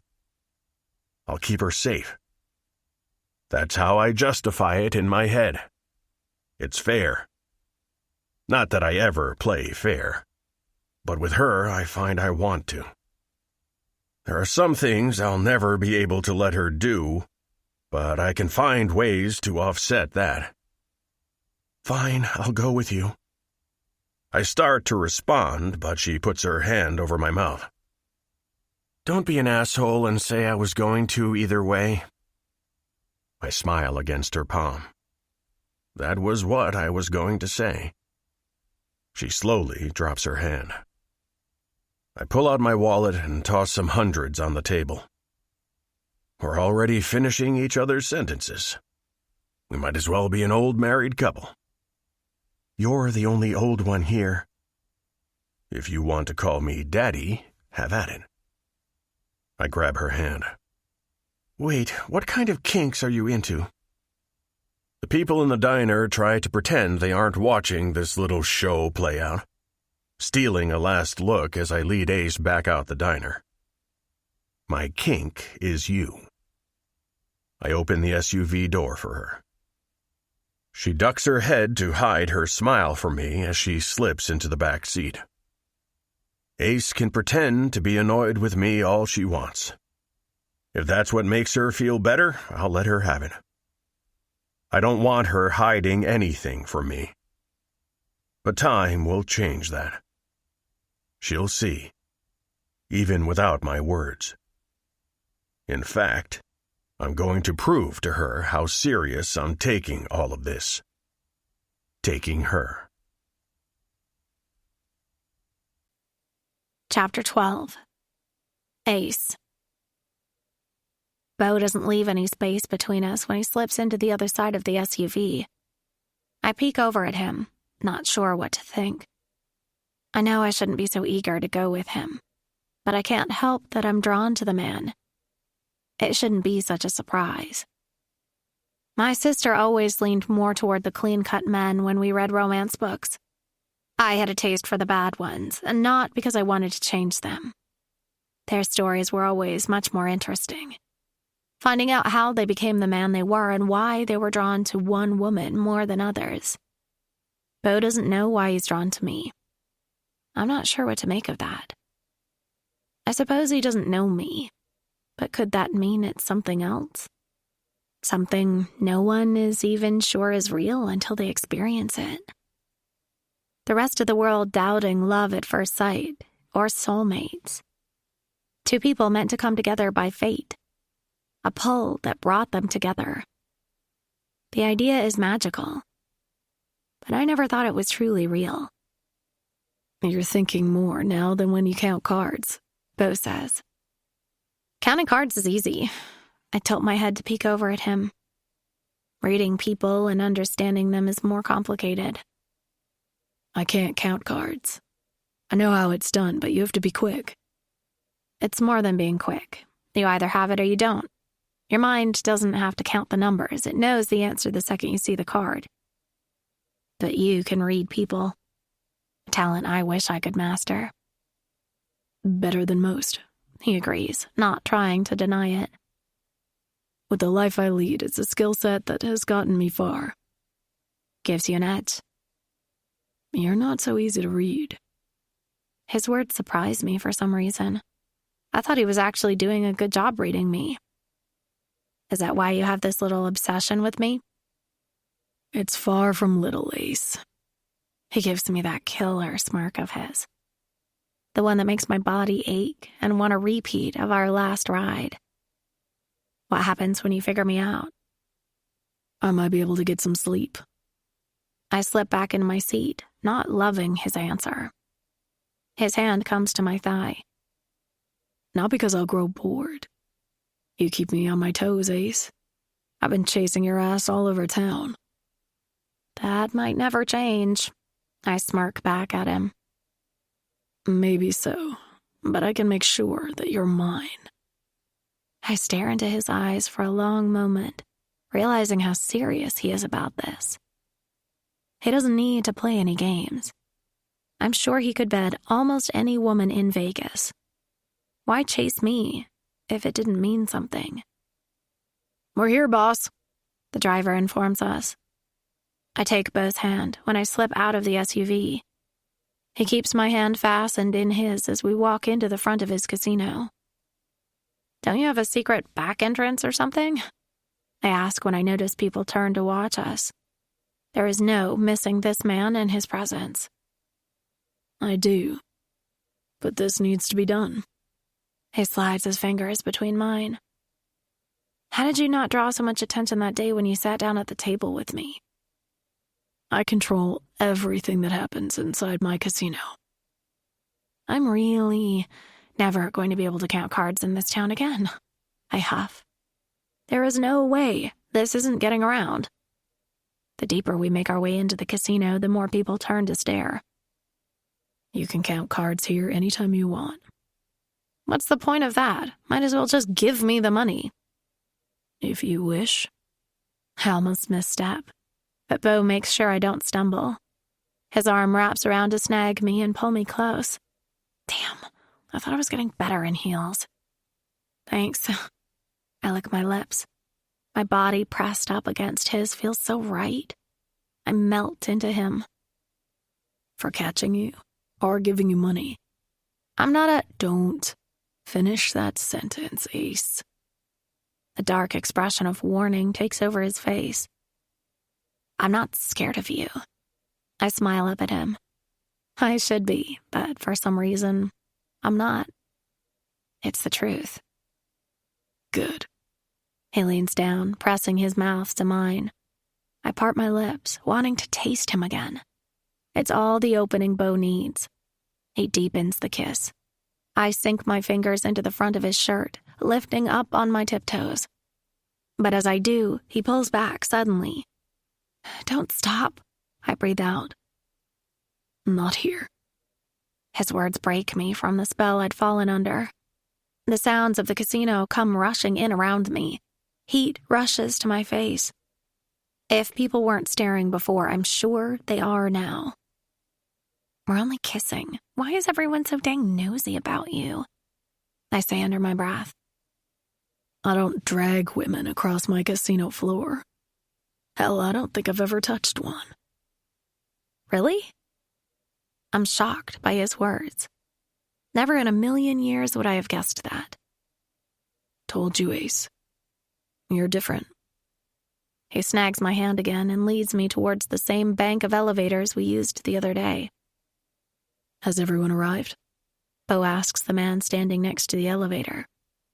Yes, sir. He hits the button for us. The doors slide open. Who is everyone? I ask when the doors close again, leaving us alone. I'm not a fan of surprises. I've had enough of those for a lifetime. I need you to trust me. Beau sinks his fingers into my hair, making me maintain eye contact with him. Why should I trust you, Beau? I want to, but I'm so used to not trusting anyone outside of my inner circle that it's hard for me to lower that shield. While I might not physically fear him, he could for sure destroy my heart. He's every dirty book dream I have had wrapped up in a nice little bow. Things never come in a bow this easily. Life taught me that. If it's too good to be true, then it usually is. What reason would I have to mislead you? I stare into his dark eyes. My stomach tightens, and even my stupid heart flutters because he is not wrong. You're right. Fuck, he suddenly mutters. Not the response you'd think one would get after admitting to someone they are right. What? I dig my fingers into his button-up shirt. I suddenly fear him agreeing with me about why I should trust him. He could have anyone. Bet he could even buy a virgin without all the trouble. I'm just a chase. I lied. But you said you'd never... I didn't mean to. But I would, to keep you. I'd mislead you 1,000 times if it meant I could keep you as mine. His words should upset me, but they do the exact opposite. They are sweet, but scary. But for how long? I really might only be a challenge. I'll show you. The elevator doors slide open, the same ones I fled through this morning. I let out a small gasp when I see a preacher standing inside. There's no way he's here for what I think he's here for. Beau? We're getting married. He grabs my hand, pulling me off the elevator. Before I can utter another word, the priest is already starting his spiel. Wait, I throw my hands up. This can't be happening. A mix of emotions fills me. This is insane. I can't just marry you. Can I? I think I might have to report this to WITSEC. I forget the rules. I never cared enough to read them. This man has lost his mind. How could he want to marry me when I haven't even told him my real name? Now that I think about it, I'm not sure Beau would care about my past. What made you think I was ever sane? A bubble of laughter leaves me. I stare at Beau, wondering if I've lost my mind or if my dreams brought him to me. Is he my one? Did my mom send him? I want to, but with me you'll never fear anything. Physically. I know he would never hurt me in that way, but that's not what I'm worried about. I know if I truly allow my walls to come down that my heart is at risk. You want a bigger show, Ace? He smirks. I always know my odds, and when I bet, I'm good, Ace. He snaps his fingers. Noah? The man appears like a genie. The prenup and will. Here. Noah holds up a file. Along with your wedding license. What the heck? My head is spinning. Don't I need to sign for that license? I ask. The other things are smacking me upside the head. If I want something, I get it, Ace. He's so smug. In the sweetest way, though. How that is possible, I have no clue. I grab the folder out of Noah's hand so I can see what's inside for myself. I knew you were trouble. I flip open the folder and start reading the documents one by one. The will only takes me 2 seconds to read through since it states that he's leaving everything to me. The hell? This man really is crazy. Certifiable based on this. I don't know what to say, so I let the first thing I can think of come out of my mouth. What? Got no one else to leave everything to? I push the papers against his chest. He only laughs. All it says is, everything goes to me. His wife. I don't know why you want me to kill you, I mutter, trying to keep my emotions under control. I can tell from Noah's expression he's not happy with my words. Beau only keeps on smiling, which makes me want to kiss him. I move on to the prenup. It's as short as the will. I almost choke at the dollar amount. No strings, nothing but a flat amount. I've never seen so many zeros. Why? I told you, Ace. I always know my bet. I stare at his signature on the papers. I fight back the tears, not knowing how to handle all of this. Not understanding why this crazy but so sexy man is doing this. What I do know is that I'm going to say yes, which probably makes me just as crazy as him. Beau, I whisper. He holds out his hand to me. I take it. He pulls me back into him. Finish, he tells the priest. Chapter 13. Bowen. Some would tell me I should care that she might only be repeating her vows back for the money, but right now, that doesn't matter. Don't get me wrong. I crave for her to say them because she wants to be with me, but I'm not a stupid man. Ace is worlds beyond what I deserve, but that's not stopping me. Her smart mouth and rebellious attitude wrapped around the innocence that is really her drew me to her. It's an innocence I want to consume. One that has no reason to be anywhere near a man like me. I want to sink my teeth into her and taste it. I want to consume every last bit of her. Forbidden. I should let her go, but I won't. And that's the very reason I'll marry her, whether she really wants it or not. Now that I know she exists, there is no other option for me but for her to be mine in every way, so she can never escape me. I haven't thought of myself as a beggar since I was a kid, when I was always searching to find the next petty job to bring home any money I could. My mother was trying to hide the seedy job she worked. I fight down a rush of emotions that tries to rise in me when I think about how I'm aiming to tie my Ace to me, how I've sort of forced her hand. She's no whore. When she almost uttered the words on the casino floor, it hit me in a way I've never felt. But when it comes to Ace, she often provokes things inside of me I didn't know were there. I knew then that I still had to worry that my Ace might come to that conclusion. It's why, when I requested the marriage license, I made sure to get all the other paperwork taken care of. I wanted to make it clear where we stood, that I wanted to be her one and only, and there wasn't anything I wouldn't do to make that happen. The prenup means nothing.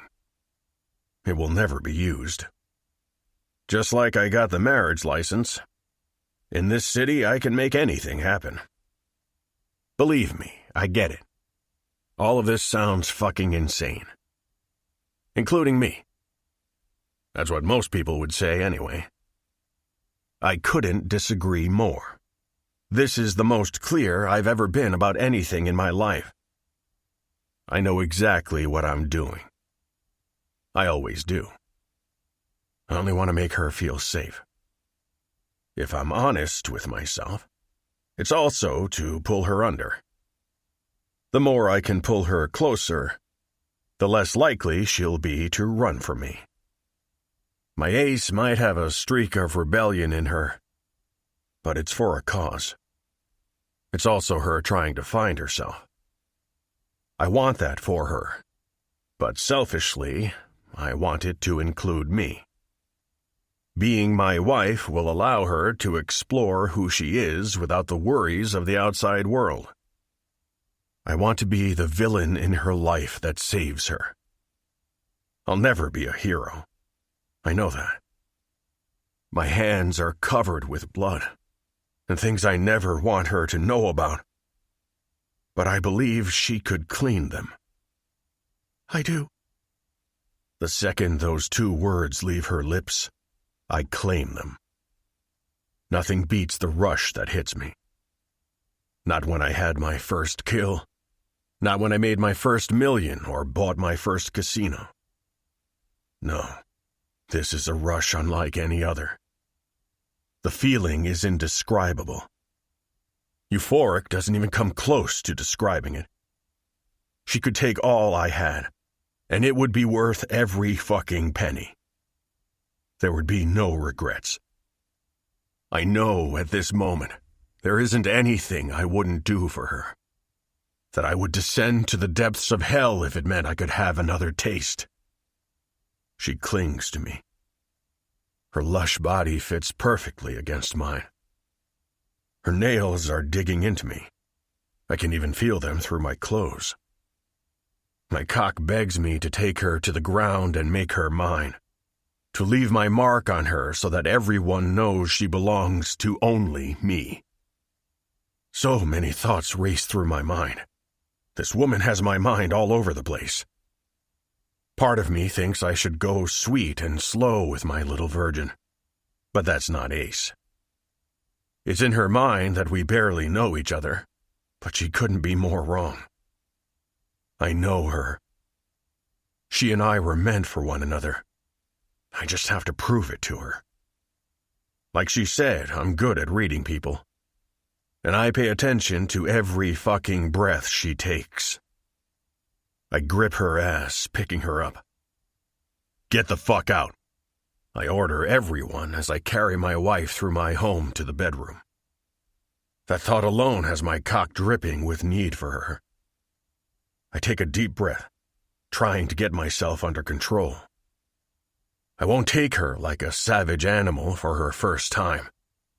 The least I can do is fuck her on the bed. I need to keep myself together. Knowing she wants it rough is making that very hard to do. I can tell her body craves it, that she wants me to take control as I'd done in the back of the SUV. But I can't push too much too quickly. I won't kill her desires her body longs for by going too hard. I will give her more than she knows she needs. I'll show her that I know her body better than she does. That if she lets me, I'll give her all her heart and body desires. Bo. She moans when her back hits the bed, and I strip her clothes from her body. You make me crazy.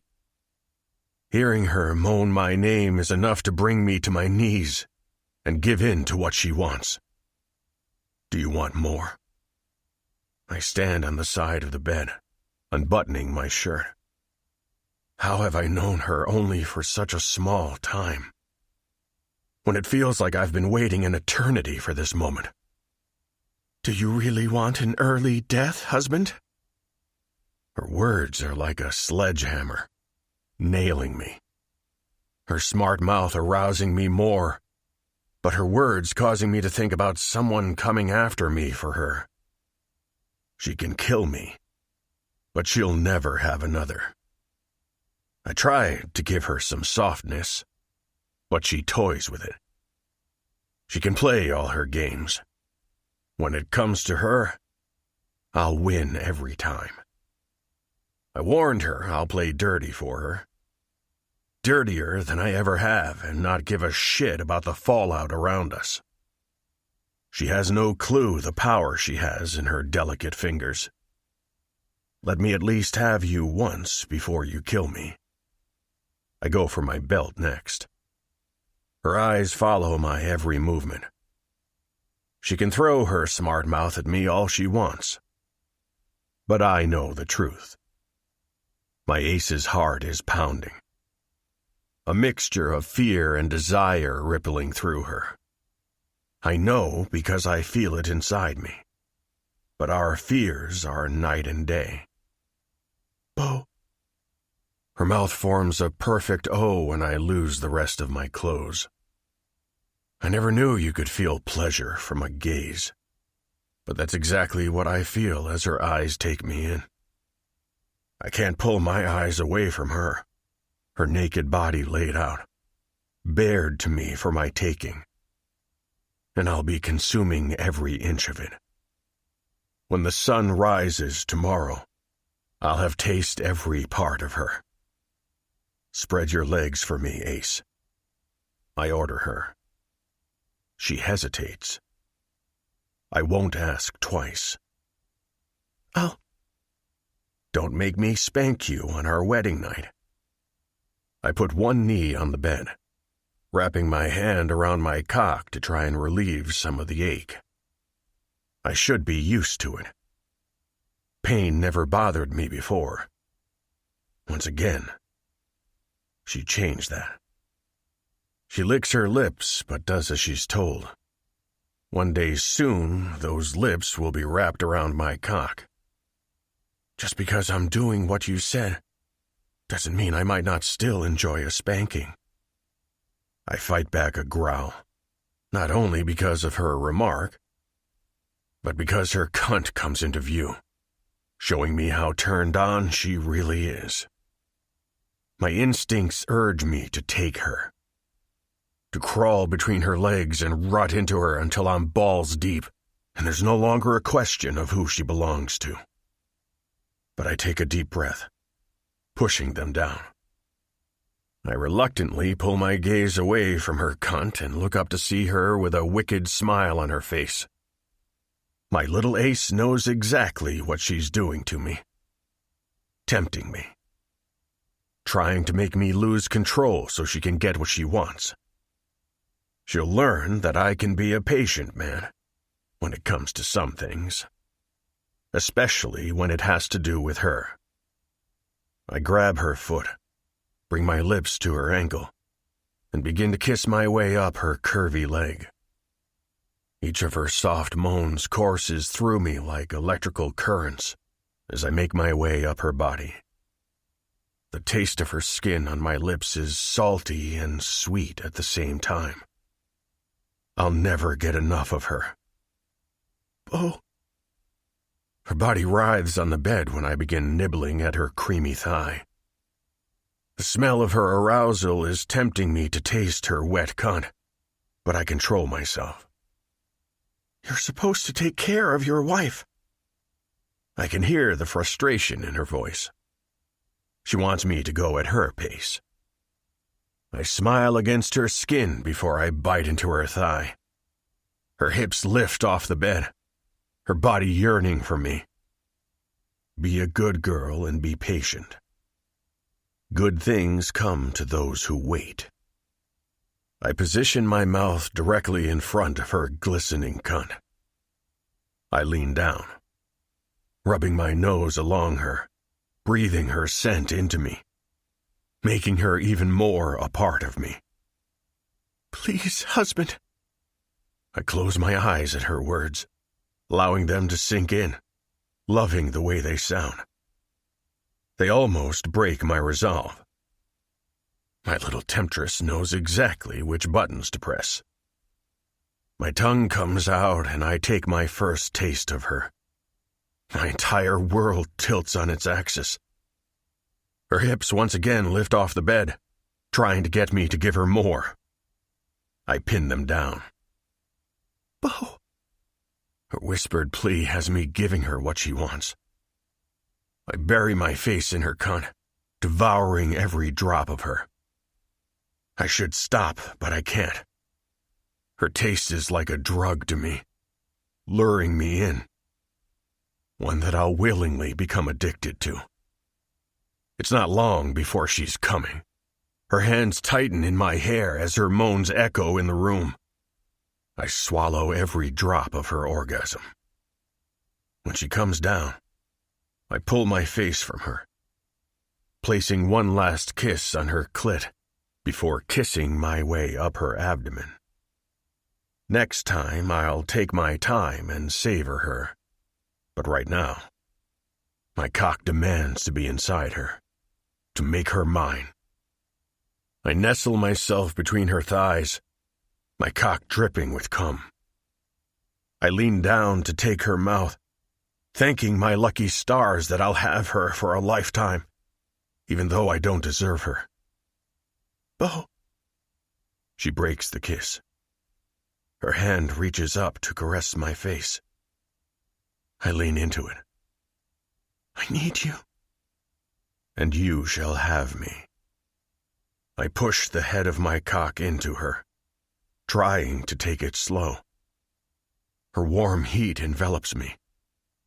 Fuck, she feels good. My self-control is hanging on by a very thin thread, trying to allow her to adjust to me. When her hands reach down to my ass, urging me to move, all of my willpower goes out the window. I thrust fully into her. She gasps, closing her eyes and arching her back. Eyes on me, Ace. I want her to watch as I take her sweet cunt.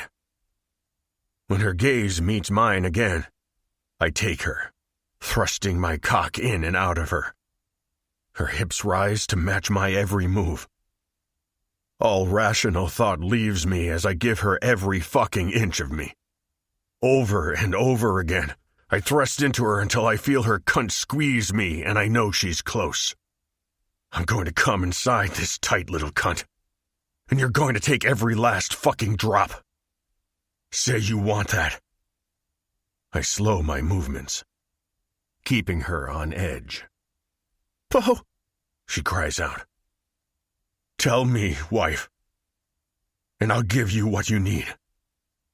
I want it. I want all of you. And that's exactly what I give her.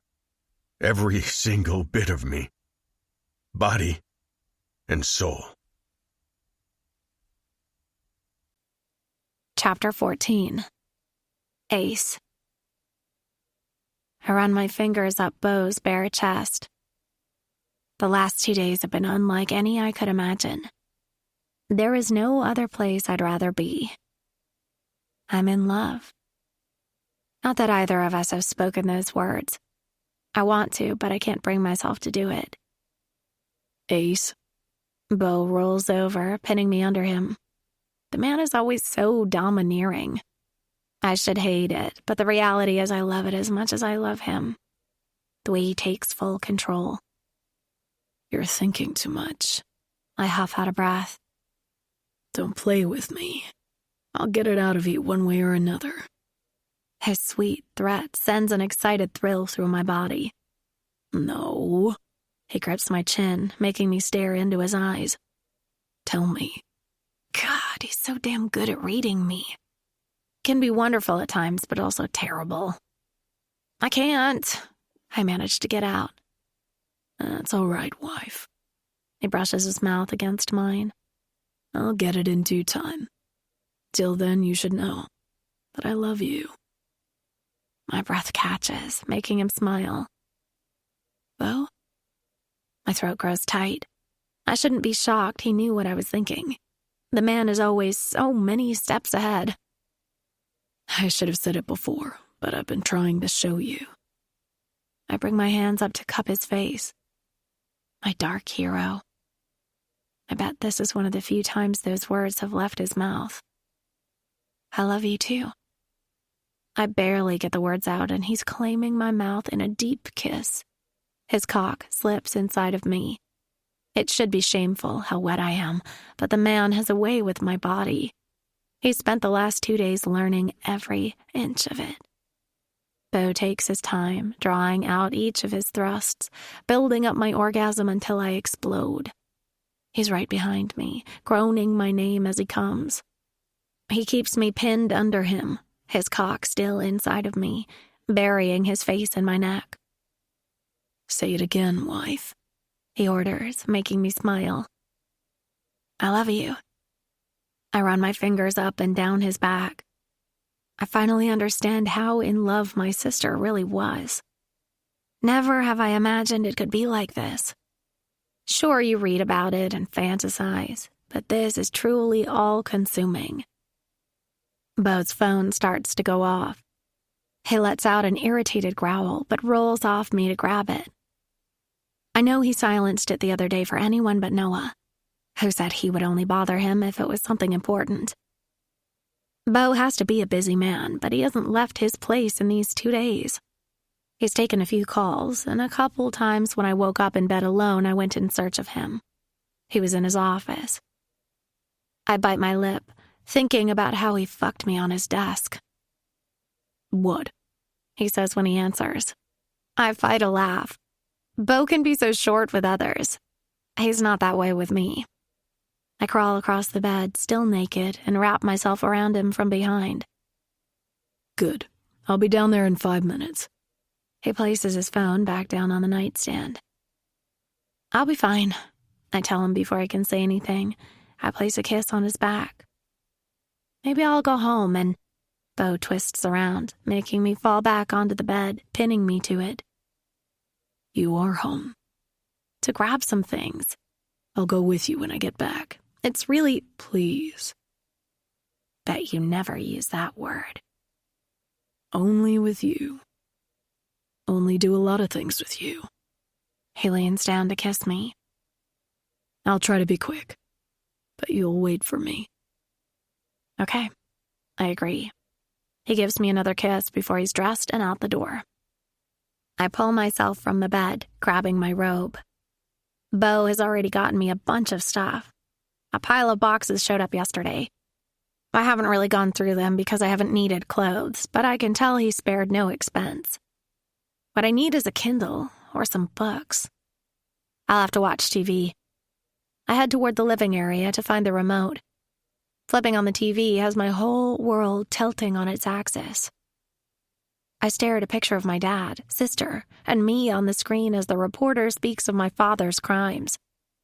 The picture flips to one of me with Beau. We're kissing on the casino floor. Pure adrenaline pumps through my body. All I can think about is getting to my sister and dad and the danger they both might be in. I run back to the bedroom to find my purse.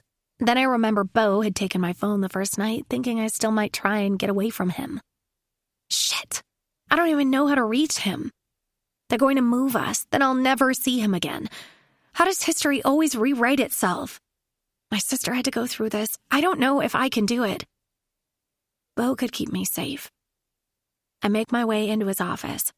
There has to be a phone in there I can use, or at the very least mine. When I don't spot one on his desk, I start opening drawers. I pause when I spot a file that says Ace on it. Unable to help myself, I take it out and open it. Oh my God. Tears start to slip free as I go through it. It's not just a folder on my current life, but my old one too. He knows everything. How is that even possible? It hits me like a grenade. Beau told someone. All of this must be part of some plan he had. I almost can't believe it.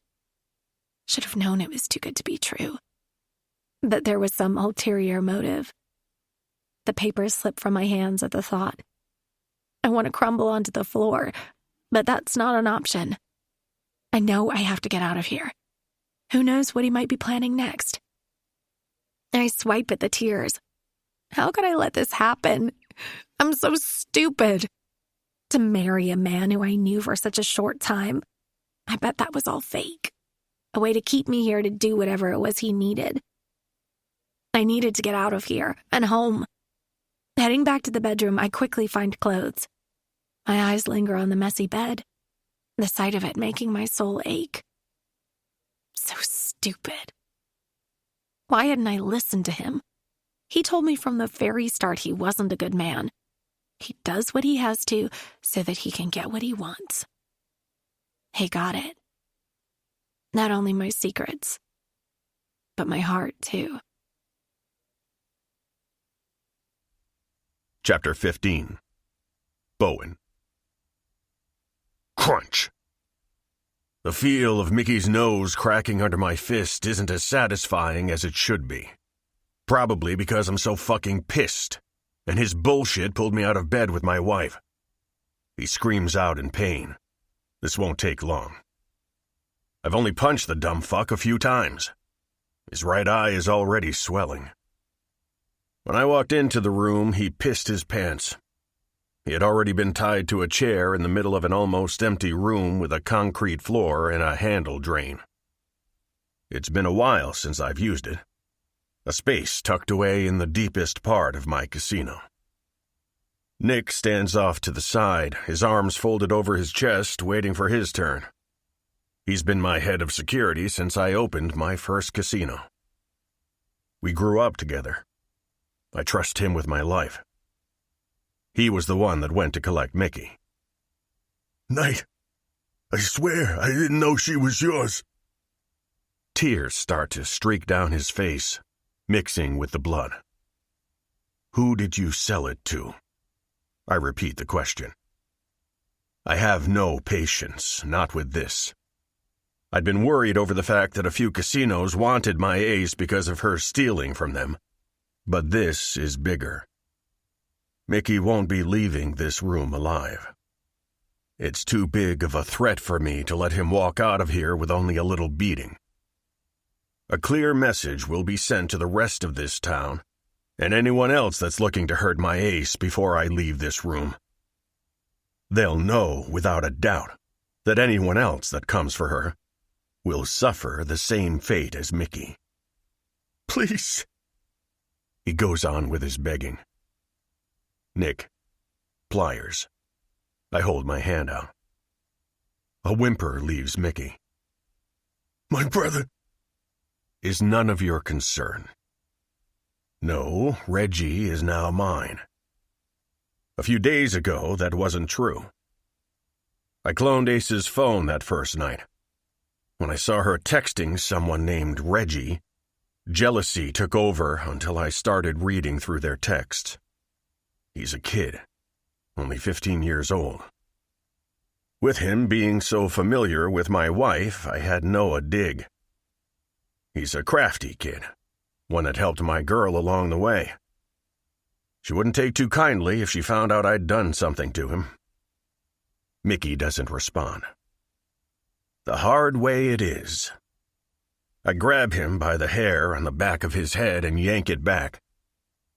Nick plugs his nose, so Mickey has no option but to open his mouth. It only takes me pulling one tooth to get Mickey to spill it all. Kind of disappointing, if you ask me. I thought I would at least get 2. But the quicker the better. I have a wife to get back to. Did you get those names? I ask Noah, who has been standing behind me the whole time. Yes, sir. Mickey sobs, hoping I'll show him some compassion now that he's given me the information I was after. He should know better by my reputation that that's not my strong suit. He will get no pity from me. Mickey sold out Ace's true identity. She'd put herself on too many radars. It was only a matter of time. It didn't help that Easton Ledger had been spotted landing in Vegas snatching a girl from a coffee shop. Whispers started to spread. Handle him. I dropped the pliers. That's all Nick needs to hear. What do you have? I asked Noah. One of the men Aaron Monroe ratted on. I already knew it would be, but I wanted to be sure. How many more are there that are still alive? I know Ledger had handled a few to send a message. He's a better man than I am. 2 others. I want them all gone. Get me the information. I'll likely have to make a few calls myself. He nods. The news is already out about the Monroe family. Fuck. I knew it was coming. I need to get back to my wife. I pull out my phone as I make my way back to our room, checking the news. I see the pictures. At least they showed Ace with me and mentioned my name. That should get the word out. So will the fact that Mickey has now disappeared. Now I need to break it to Ace without her freaking out on me. When I step off the elevator into my home, I see the TV on in the living room. The news is playing. Motherfucker. Ace! I call out, not seeing her. I go straight for the bedroom, and nothing. I do notice her purse that had been sitting on the chair is gone. My body grows tight, knowing something is wrong. Did she freak out when she saw the news and went to warn her father? I go to check her phone with mine and curse myself. She doesn't have it. I do. I hit the button for hotel security. Sir? Jared answers. My wife left. Pull up the cameras. I want you to track which exit she used. Got it. I stay on the phone as I head back out, but pause when I see my office doors wide open. Papers are scattered all over the floor.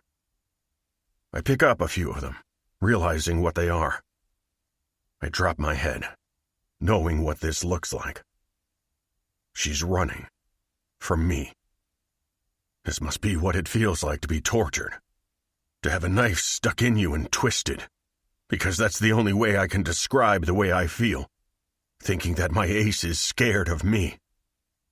My initial reaction quickly turns from hurt to anger and fear. Does she really think she can get away from me? Witsec wouldn't be able to keep her from me. Neither of those things are the reason for the feelings which are coursing through me. It's the fact that I haven't gotten a chance to deal with anyone that might be a danger to her. She's vulnerable to all of her father's enemies.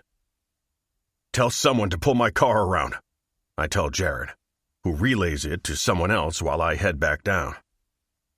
She took the elevator down to the casino floor and went out the front. I hear him clicking away. Past the ride-share line. More clicks. She's now going around the building. How far behind are we in time? 3 minutes? Fuck, I barely missed her. I should have let Nick handle Mickey. But it was personal, and I needed that message sent properly. What's happening? She is making her way around the fountain. I think she is heading for the side alley. I pick up my pace on a full run. I could catch her. She is taking the same path as when she ran from me before. I'll have to teach her not to be such a creature of habit when it comes to doing something you shouldn't be. Your enemies count on routines. They use them against you. Update! I bark into the phone. She stopped. I'm speeding up the footage. More clicks. I think someone is following her, sir. Those few words send my fear into overdrive. Stop fucking pausing. Tell me everything you see. My heart pounds, and I know it's not from running. If anything happens to her, I'll make this whole city pay the price. It's a woman. Your wife is moving again. She's in the side delivery alley. A woman. Sir, she has a gun pointed at your wife. Blind rage unlike anything I've ever known fills me. Cut the footage and get Noah out here. I order Jared as I round the corner to the alley. to see my worst nightmare. It's really ironic, since I've always been considered most people's worst nightmare. Chapter 16. Elsa. Ace. I stare down the barrel of a gun, my heart pounding in my chest. Whitsack told us to keep a low profile, that we always had to be extra careful because my father's enemies were still out there, ready to come for us any chance they got. There is no shortage of men that would jump at the chance if they found us. It could be someone my dad snitched on, or someone he'd stolen millions from. The most heartbreaking thing in all of this is that the man I love sold these secrets. He's why I'm here right now. Only this has nothing to do with my father. It's not one of his enemies that has come for me. Do you think I'd let you have him? You can have him. I hold my hands up. He's all yours. Liar. She hisses at me. I try to remember her name, but it's kind of hard to think with a gun pointed right at you. In the broad daylight, she doesn't look as pretty as I remember. Nikki! It finally comes to me. Nikki, I swear, I'm sneaking out of here to get away from him. I'm leaving town. I try to reason with her, but I think she might be in crazy mode. Her hair is a mess, and her makeup is smeared on her face. Under her eyes, there are dark circles. I don't think she's slept for days. It's not going to work. She shakes her head frantically. She looks exhausted. And by the way her hand is shaking, I wouldn't be surprised if she were on some sort of drugs. I've seen him with you. He's in love with you. He won't let you go. Bowen always gets what he wants. It's on the tip of my tongue to correct her, to call him Knight, because I guess I'm crazy too. I decide to keep my mouth shut because she looks even more crazed than she did a few seconds ago. He used me. It was all a trick to get what he wanted from me. Her brows pull together like she's trying to think. I really wish she'd put the gun down. The longer she holds it on me, the more her hand shakes. I'm not sure if I'm more afraid she's going to shoot me out of anger or by accident. What I do know is that the odds are not in my favor here. I need to remain calm. He married you. How does she know that? It was fake. Damn, it hurts to say that. It was all fake. A few tears slip free. I wanted it to be real. I may not have wanted to admit it at first, but it's true. No. She shakes her head. Years. I waited for him, and then you. Her hold on the gun steadies. Nikki, there are cameras everywhere. Oh, that's the plan. A wicked smile plays on her lips. When he comes for me after I kill you, he'll meet the same fate, and I'll follow soon after. She gets a dreamy look in her bloodshot eyes. It doesn't have to go this way. I try to plead with her again. This is going to kill my father and sister. If he can't be mine, he'll be no one's. You'll... She screams as her head is yanked backwards by her hair. I watch as Bo grabs her arm at the same time. The gun falls to the ground. A loud crack of bone has me cringing, my hands going over my face. Nikki lets out another blood-curdling scream. Deal with her, I hear Bo say. And I'll deal with you. I gasp when my feet leave the ground, dropping my hands from my face. Hey! I try to wiggle and push out of his hold. How the heck am I in trouble when I was almost just murdered? Knock it off, he growls at me. I stop fighting him when I see the murderous expression on his face. I swear his eyes are black. This is the Bowen Knight I've heard about. The one everyone else cowers before. I swallow, wondering what he is going to do to me. I don't know why the heck he's so upset. I'm the one that should be mad. He sold me out. Why would he care what happens to me? Unless he was supposed to give me to someone else. Someone opens a side door for him into the casino in the alley. As much as I hate him right now for what he's done, all the fight leaves my body. I lay my head on his shoulder, knowing there is no escape. At least this way, I don't have to stare at his stupid, handsome face. I let my eyes fall closed, His scent envelops me. I don't open my eyes until I hear the sound of the elevator. He's taking me back to his room. Without thinking, I lean in, brushing my mouth against his neck.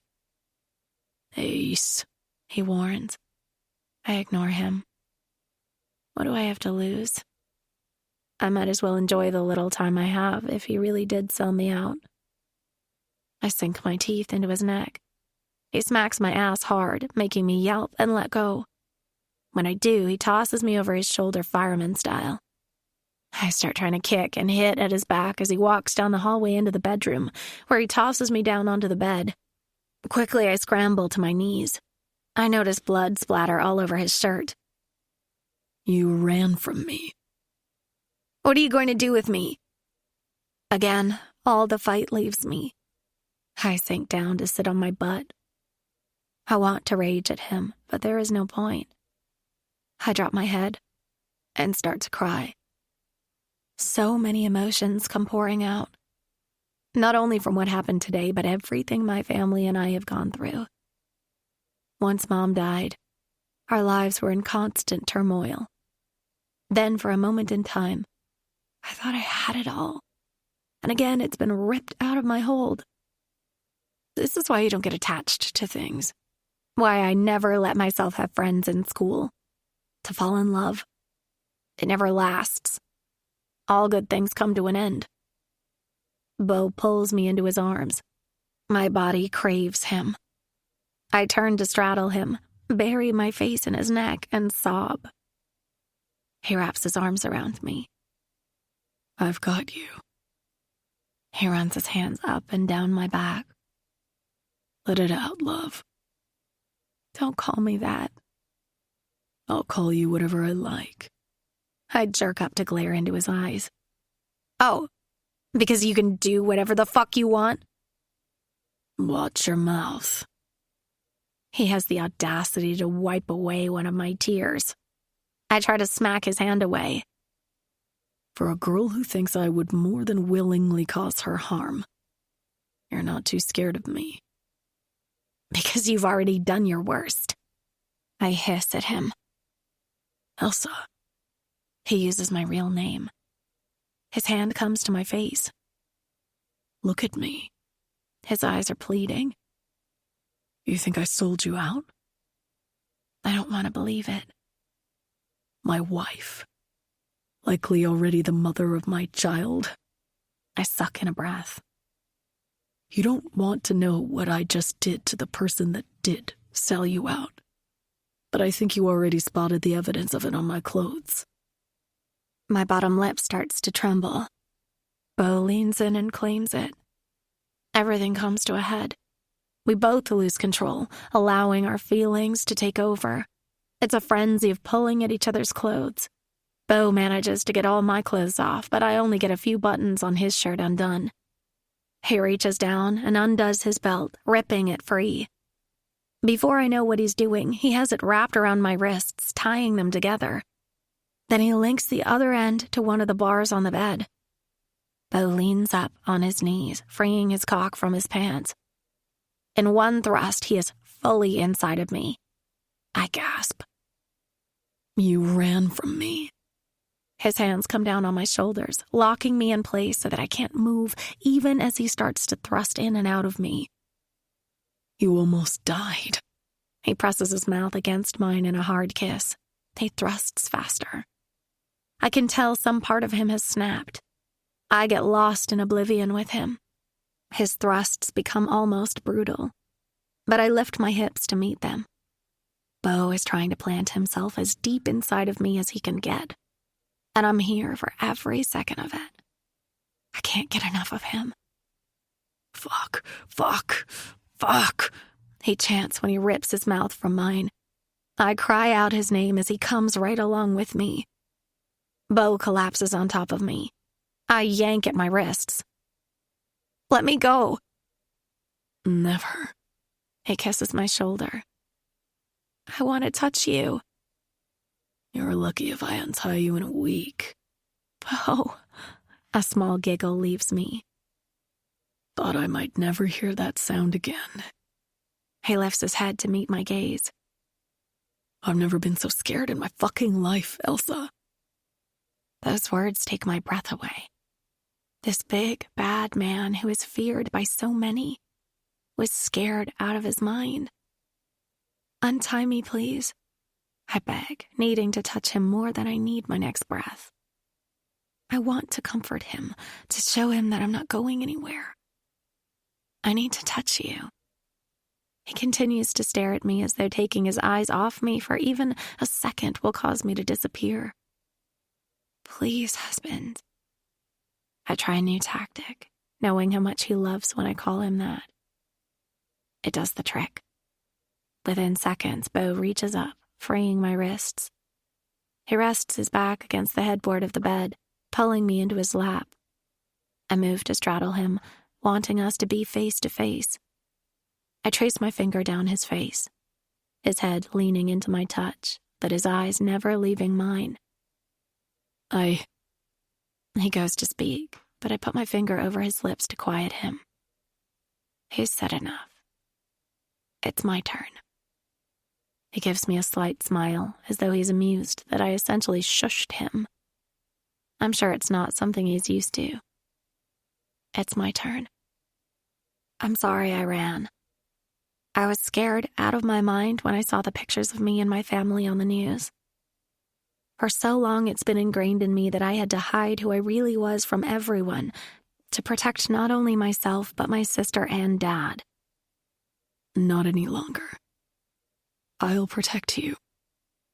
I lean in to kiss him when his phone starts to go off. I have to get this.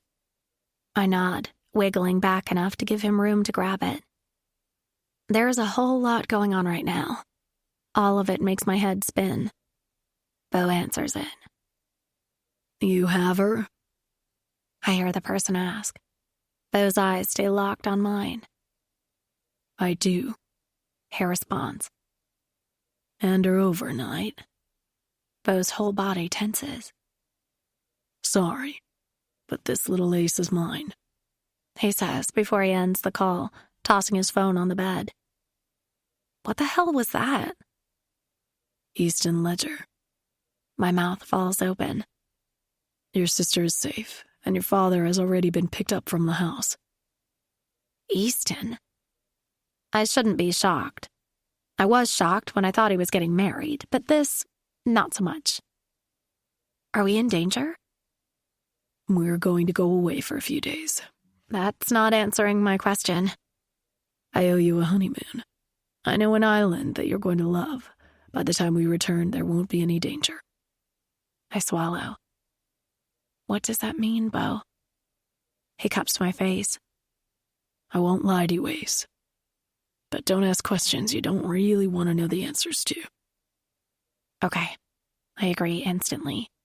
I can tell my quick response surprises him. I know who the man is that I fell in love with. I'm not here to change you. But you already have. He turns, flipping me onto my back. I wrap my legs around him. Others may fear Beau. They look at him and only see dark, or maybe even their end. All I see is my knight in shining armor. A man willing to lay the world at my feet. My own wonderland. Epilogue. Beau. Many years later. Easton takes a sip of his scotch, neither of us saying a word to the other. We're in some swanky cigar lounge just trying to pass the time. I check my watch. It's been 5 minutes. Easton drops his empty glass down on the table. Fuck me. I pick mine up and shoot it back in one shot. Did you just drink a $500 drink in one gulp? I shrug, enjoying the burn. It's a mild distraction. Easton chuckles. A cocktail waitress comes over, taking our empty glasses and replacing them with another without us asking. Why did we agree to this? I grumble. Fuck, it might even be a damn pout, honestly. What has my woman done to me?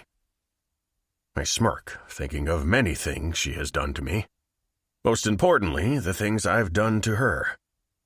I reach down and adjust my slacks. My cock gets hard as if I didn't fuck Ace before she slipped out of the door for her girls' night. One that I obviously wasn't too keen about. But I knew she and her sister, Melody, needed some time alone. This was the first time neither of them wasn't pregnant or nursing at the same time. Because they can pretty much talk us into anything. I swear it's Easton who's wearing the pout now. Isn't that the fucking truth? There isn't much I would say no to when it comes to my wife's happiness. She's given me 2 daughters over the years, leaving me surrounded by girls. All of them have me wrapped around their little fingers, and I wouldn't have it any other way. They've changed me in a way that I never knew was in the cards for me.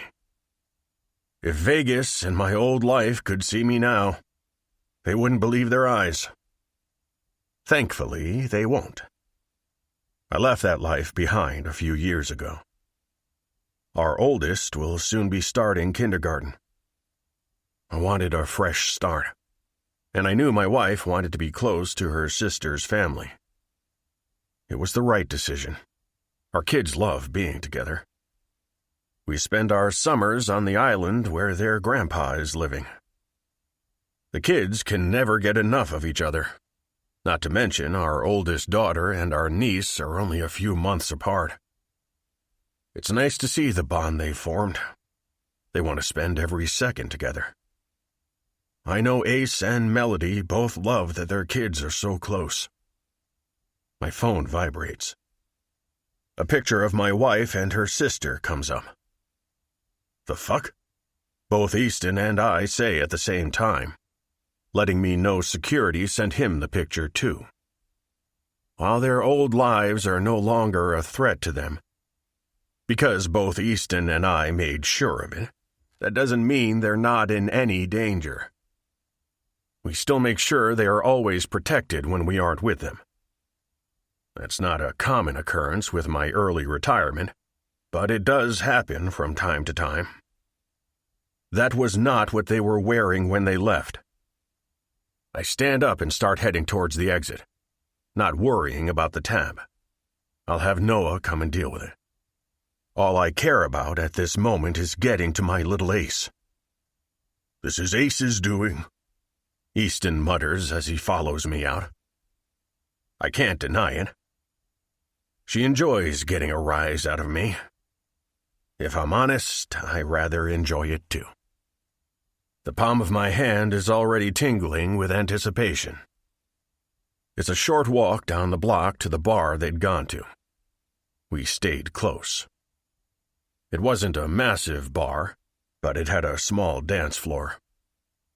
I knew it wouldn't be too crowded for them, and I know the owner, Quinn.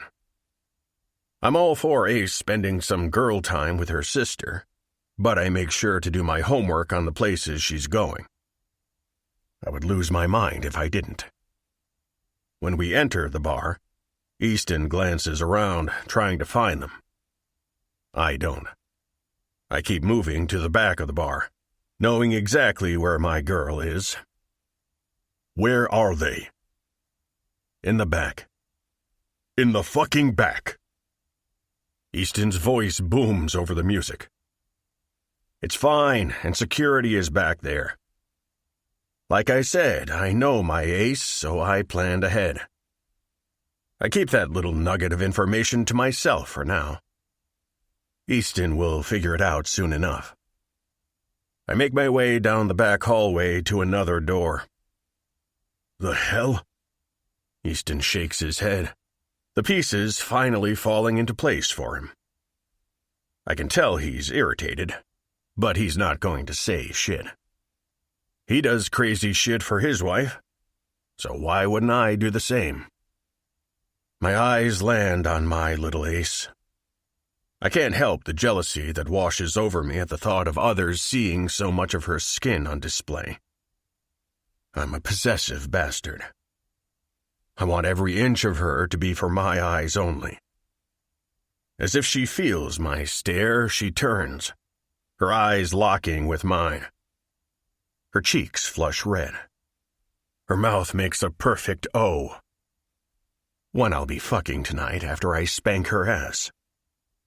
It wouldn't be hard with that short little dress she has on. I head straight toward her. Better pay attention or you'll lose your count, Ace, I say when I get close enough for her to hear me. "Bo!" she hisses, thinking I just called her out at the blackjack table for all to hear. The owner, Quinn, normally uses this space for private parties and poker tournaments. I had planned ahead with him and had it turned into a small casino for the night. One I knew my curious wife would find. Time to go. I give her ass a light smack, making her jump. She wobbles on her heels.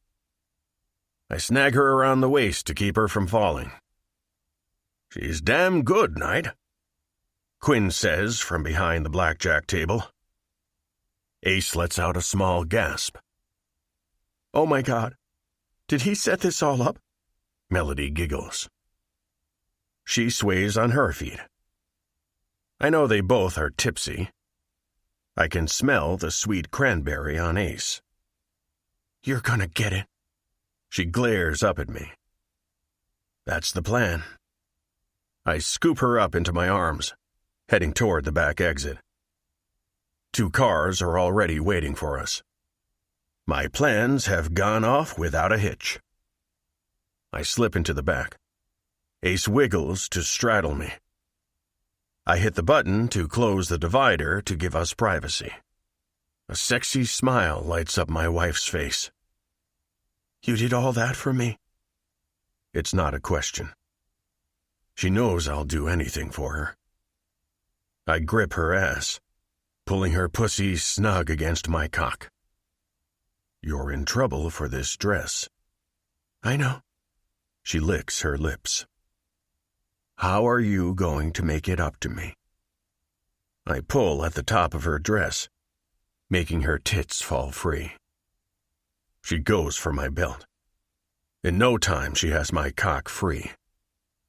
I pull her panties to the side as she leans up to push the head of my cock inside of her. Ace drops down, taking me all the way inside of her. I let out a deep groan. I will never get enough of her. A lifetime isn't even enough for me. "How's that?" I grab her by the back of the neck, pulling her mouth to mine. "Hope you enjoyed your girls' night," I growl against her mouth. "After tonight, it's going to be at least a year before you get another." "Yes," she moans, moving her hips. "I had a plan too tonight. Get you all worked up." She gives me a sweet smile. "I'm ready for our next little one." She doesn't have to tell me twice. I give her exactly what she asked for. I always will.